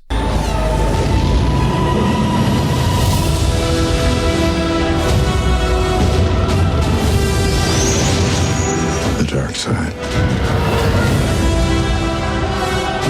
The Jedi. Your fandom.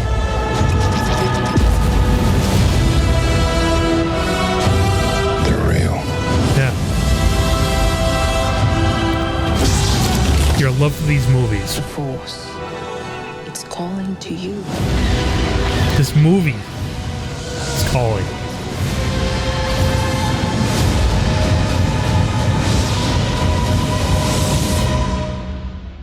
Just let it in. That's what they're saying. This movie is calling to you. Right. Remember the Force. Remember the Jedi. Remember what you used to love. Come back. It makes sense. It's time. It's time for the rest of the world. Not just, you know, we look at it as hardcore fans who live with this every day. But I mean, that guy in my office, he might not have thought about Star Wars since he was a kid. Right. And he's like, yeah. The Force is calling to him. You just got to let it in. The whole world. Like, it's real. Yeah. Like these stories, you know, those stories. Yeah, it all happened. It's been here. Right. Now it's time to come back. And when I realized this might be that message that they're trying to get out there, blew my mind. Blew my mind, Chris. That was the big thing I thought about today. Well, think about how much more powerful this trailer is, thinking about that. Right. Because they're speaking to you. They're speaking to the world. Right. Saying, Star Wars is back, and now it's time to come back and really love it again. Because, man, we have something for you to say. Right. Oh, my gosh. I will finish what you started. Wow. Wow. Yeah. Yeah, but who knows even if Kylo, you know how they have it in the trailer is Kylo Ren, they have a close-up of his face. Yeah. And I'll finish what you started, and then they do a close-up of the melted Vader helmet. Mm-hmm. You know, but we don't really know. I mean, that's in the movie, but this is a message. Right. This is a trailer message for us. Right. for the world. I mean, thinking about it, just speaking to the viewers, come buy some tickets, you know? Right. Because it's real.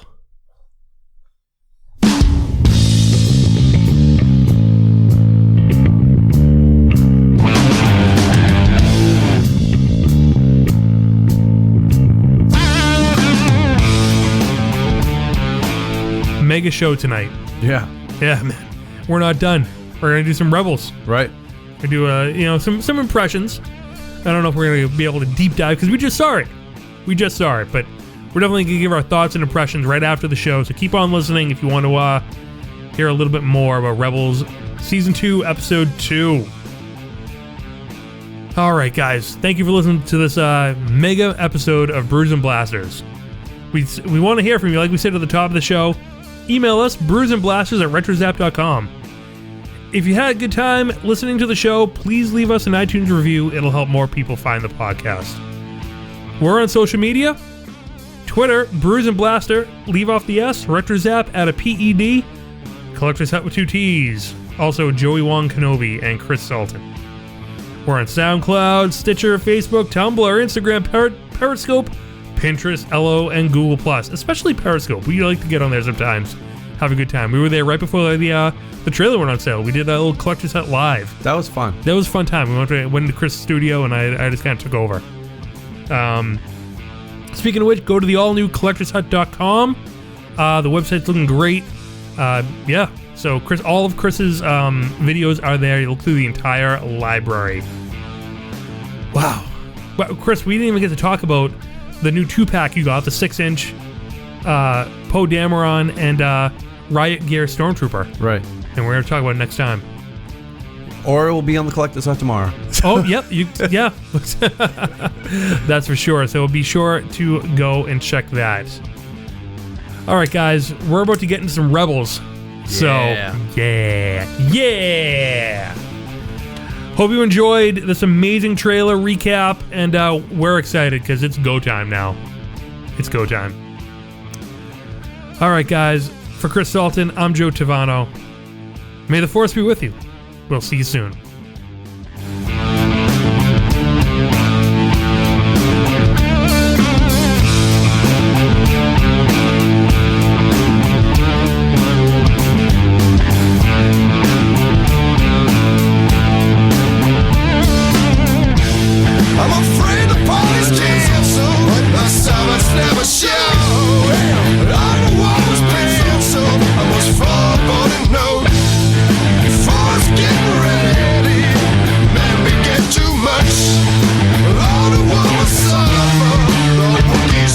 Clutch.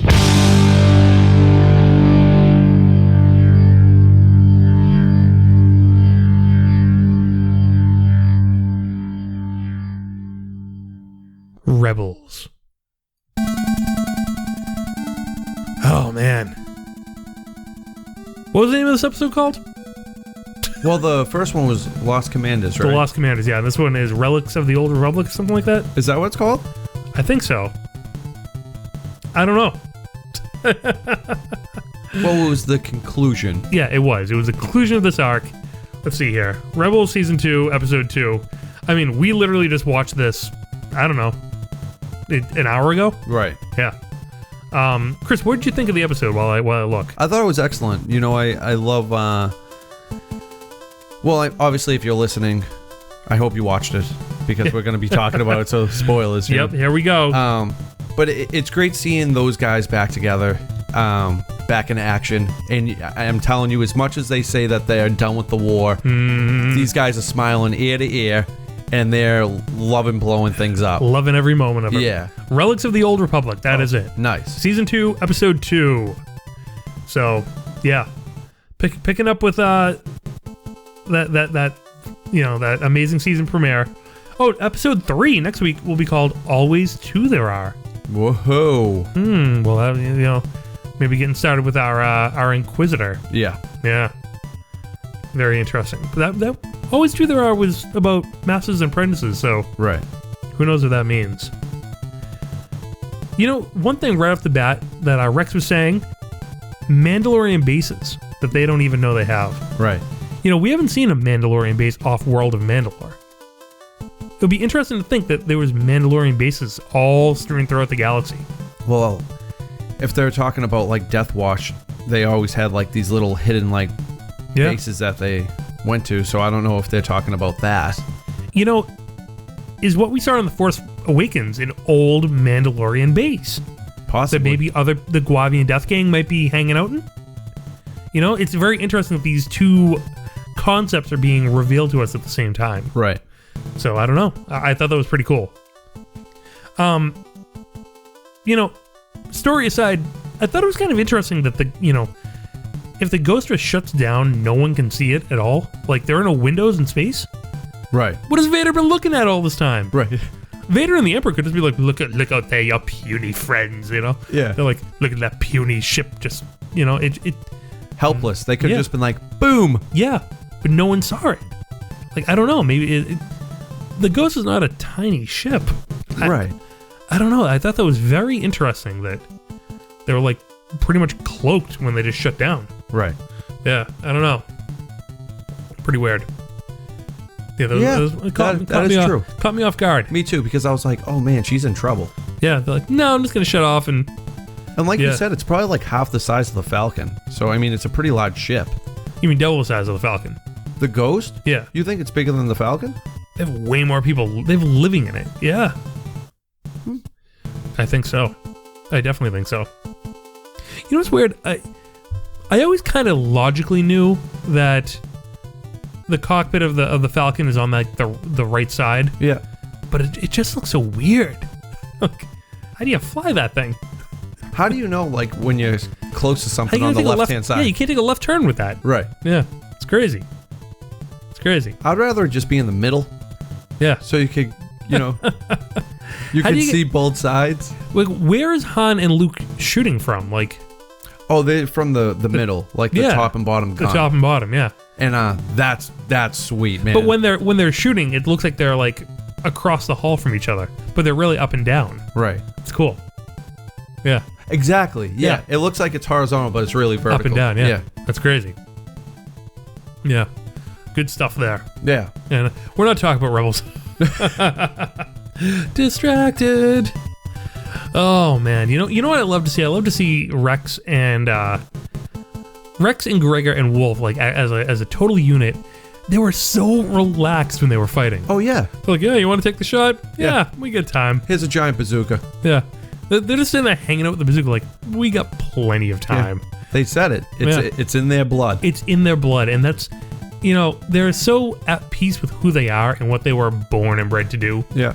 In that way, that it's like, yeah, this is awesome. And I love how, confident they are, because it was like, he was talking to Callus. Yeah. He's like, you better bring a lot of people down here. You better bring them. We got this. Like, they were ready for it. I love the growth and like the relationship between Rex and Ezra, because there's definitely something there, definitely Ezra Bridger really bridged the gap. Yeah. Oh. Yeah. Well, without him, they wouldn't be friends. Yeah. Kanan was like, later. Yeah. Hey, didn't you love the old soldiers checking out the four-legged walkers too? Yeah. Yeah, exactly. Look at those things, 4 legs. You kidding me? How are they falling over? Yeah. Because that their walker was so tiny compared to the Imperial walkers. Yeah. When it went up, it was up to like, if you want to call it a knee. Yeah. Of the at the most. Yeah. It's crazy. But the walkers were so imposing. They didn't look spindly and falling over. They were imposing in this episode. Right. And man, that sandstorm. The animation of that sandstorm was fantastic. That had to be hard. Yeah, I don't know. The animation has really improved in this season. It makes season 1 look a little bit more cartoony. I think they're definitely getting a better feel for the grit and the realism in this season. Even the character models. Oh yeah, like we were talking about with the clones. I mean, they have sunspots. Yeah, the clones, they have suns. Like, they that's didn't amazing need to do that, but they did it. You know, and they have them the entire time. Like, whatever was on their body, like in one shot, was there in the second. It wasn't like in the season 1, you'd see like Callus from far away, and you'd be like, all right, that he's like, that's the tone of his skin. And then they'd do like a close up, and he'd be like covered in spots, and be like, Is he really freckly? Like I don't I don't know. No, but it's all very uniform and consistent now. Yeah, no, I just feel like the clone character models make like Ezra and Kanan look kind of, I don't know, a little bit more cartoony. Oh, I see what you're saying. You know, a little more simple. Yeah, like they're more like smooth and clean. Yeah. And then you have like a rugged. It's like just a more developed model. Yeah, it's literally if the Clone Wars and Rebels clashed. Like, we're gonna put these characters in this animation in this show with their animation. But since we've been doing it for a year, we're just gonna do it a little bit better too. Right. Yeah, like even Ahsoka's character model, a little bit more advanced than the earlier original character models, and I'd love to see like new character models made for Ezra and Kanan soon. Yeah. Maybe halfway through the season. Right. So who knows? I would love to see that though. The music in this episode really stood out too, like calling back to so many different parts of the OT as well as the prequels. Oh yeah, it had the Battle of Hoth written all over. Oh yeah, like when the walkers were coming out. Yeah.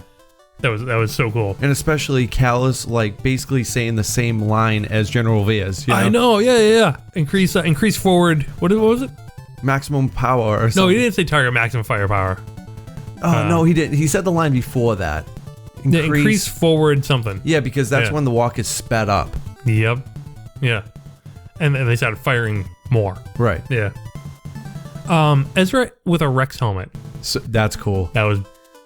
You know, it all awesome. makes sense now because somebody drew this amazing fan art that I saw on Twitter today, and it was Rex behind Ezra putting his helmet on him. Oh, cool. And I was like, oh, wow, that's really awesome. Yeah. And then when I saw this episode, I was like, how did they know? Imagine if the artist was like, boom, nailed it. Yeah.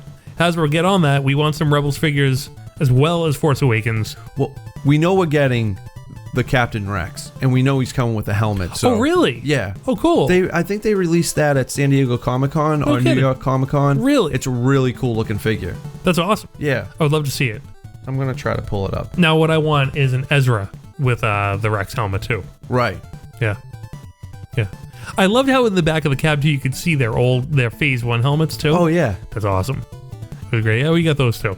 We keep them around. It was funny because when they gave their guns to, like the crew of the Ghost, he's like, you're just wasting ammo. Like, conserve ammo. Funny. What are you doing? Yeah. Looking at Zeb. Like, You're doing it wrong. Yeah. We're way better than you. At least, I think these stormtroopers. Oh, yeah, that was great. Yeah. That was great. That was awesome. Like, because they have all the experience. They sound like old guys talking about the old days. Right. But we know they're right. Yeah. It's so funny. Yeah, I mean, everything was like just like old days when he saw the Ezra and Kanan working like the Jedi. It's like, wow. Bringing them back. They love it. They love it. They really do. Yeah. Chris, where was Wolf and Gregor at the end? They better show them. Well, I'm hoping that they're just like getting their stuff or something like that. They all three of them definitely went. Yeah, definitely. I mean, what were they like? Yeah. They're just back there hanging out. Right. In their destroyed walker. No. They're getting something to eat. Yeah. Greg is making some food. Oh, look at that figure. Looks sweet, right? He looks awesome. Nice figure. I can't wait. Yeah, that's going to be great. Yeah. Oh, man. Well, any other thoughts? Yeah, seeing Rex and Ahsoka hug and being like, hi, nice to see you again. Or like them being reunited. Yeah. I was like, yes. Because they have sweet. so much like... What a tender moment. Yeah. Like, I'm so happy you're alive. Like, what a great way to end that episode. He's like, look at you got old. Yeah. Oh, what did she say? No kidding. These things happen. Or something, Oh, my God. Oh, it had to happen sometime, I know, right? Yeah. But I mean, it was like, look at you, old man. Well, think about it. I mean, Rex was there when she first started. She was a little kid. He's seen her grow, basically, He wasn't even too keen on her in that very first episode. No. It's like, yeah. Oh, what a great episode. It really was. And now we have the clones as part of this band of rebels keeps on growing and growing. Exactly. Yeah. I love it. I mean, I think it's safe to say that they're part of this rebellion, you know? Yeah. I don't think they're going anywhere. I mean, basically where they're living is destroyed. So I think they're on board. Yeah, I definitely do. Yeah, they're not going to be going anywhere anytime soon. Even if they're hanging out on the ships. Right. But they're part of the rebellion. I mean, we're really bringing the Clone Wars forward. Like, yeah. You know, there's definitely welcome back to the Clone Wars in a lot of ways. So it's good to see. There's still a chance for Oppo. Definitely. Definitely. Now we have to talk about Oppo and Rebels.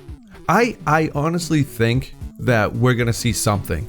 I think so too. I mean, I have that feeling. He was brought back in the comic for a second, right? Exactly. In that old, it wasn't a Force ghost. That was a holocron. Mm-hmm. So, who knows? Right. Who knows? You know, he wasn't on the Jedi Council in Revenge of the Sith. No. So we don't know where he went. But it's not confirmed that he died. No, there's no confirmation of his death. Right.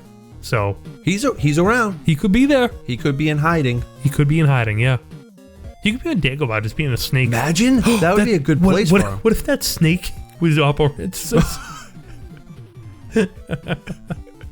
It's like G.I. He could be like G.I. Joe the movie. He turns into a snake like Cobra Commander. Oh, jeez. Spoilers. Yeah.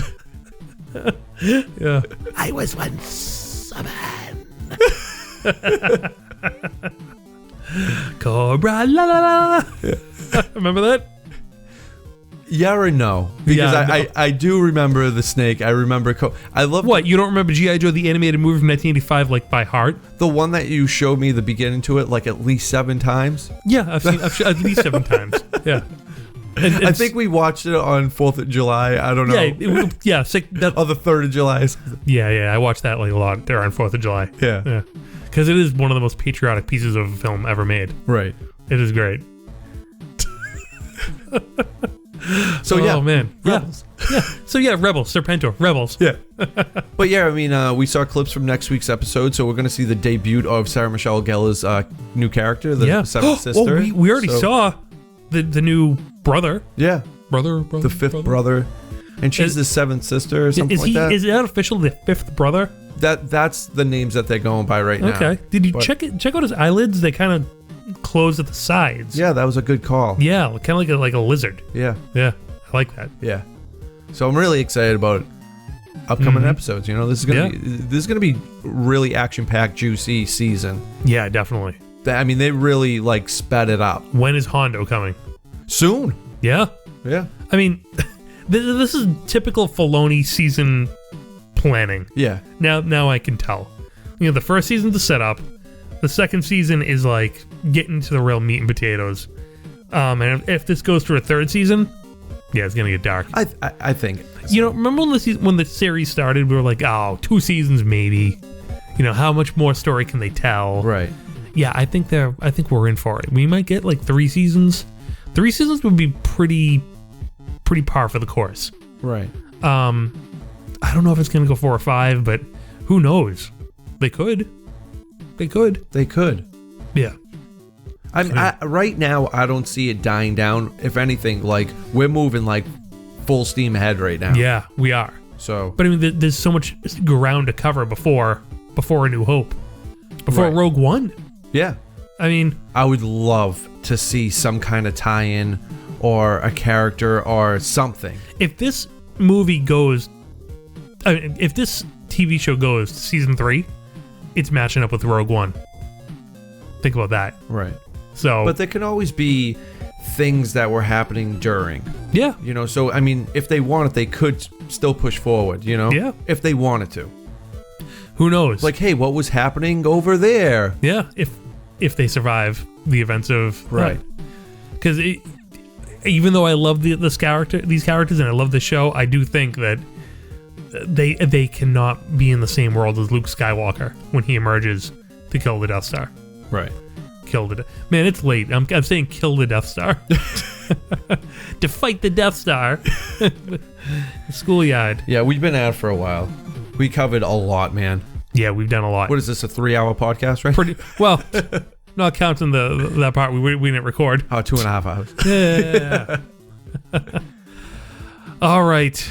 I think that's going to put a wrap on. It's about that time. Yeah, it's going to put a wrap on our Rebels recap. So, all right, guys, we'll see you next week.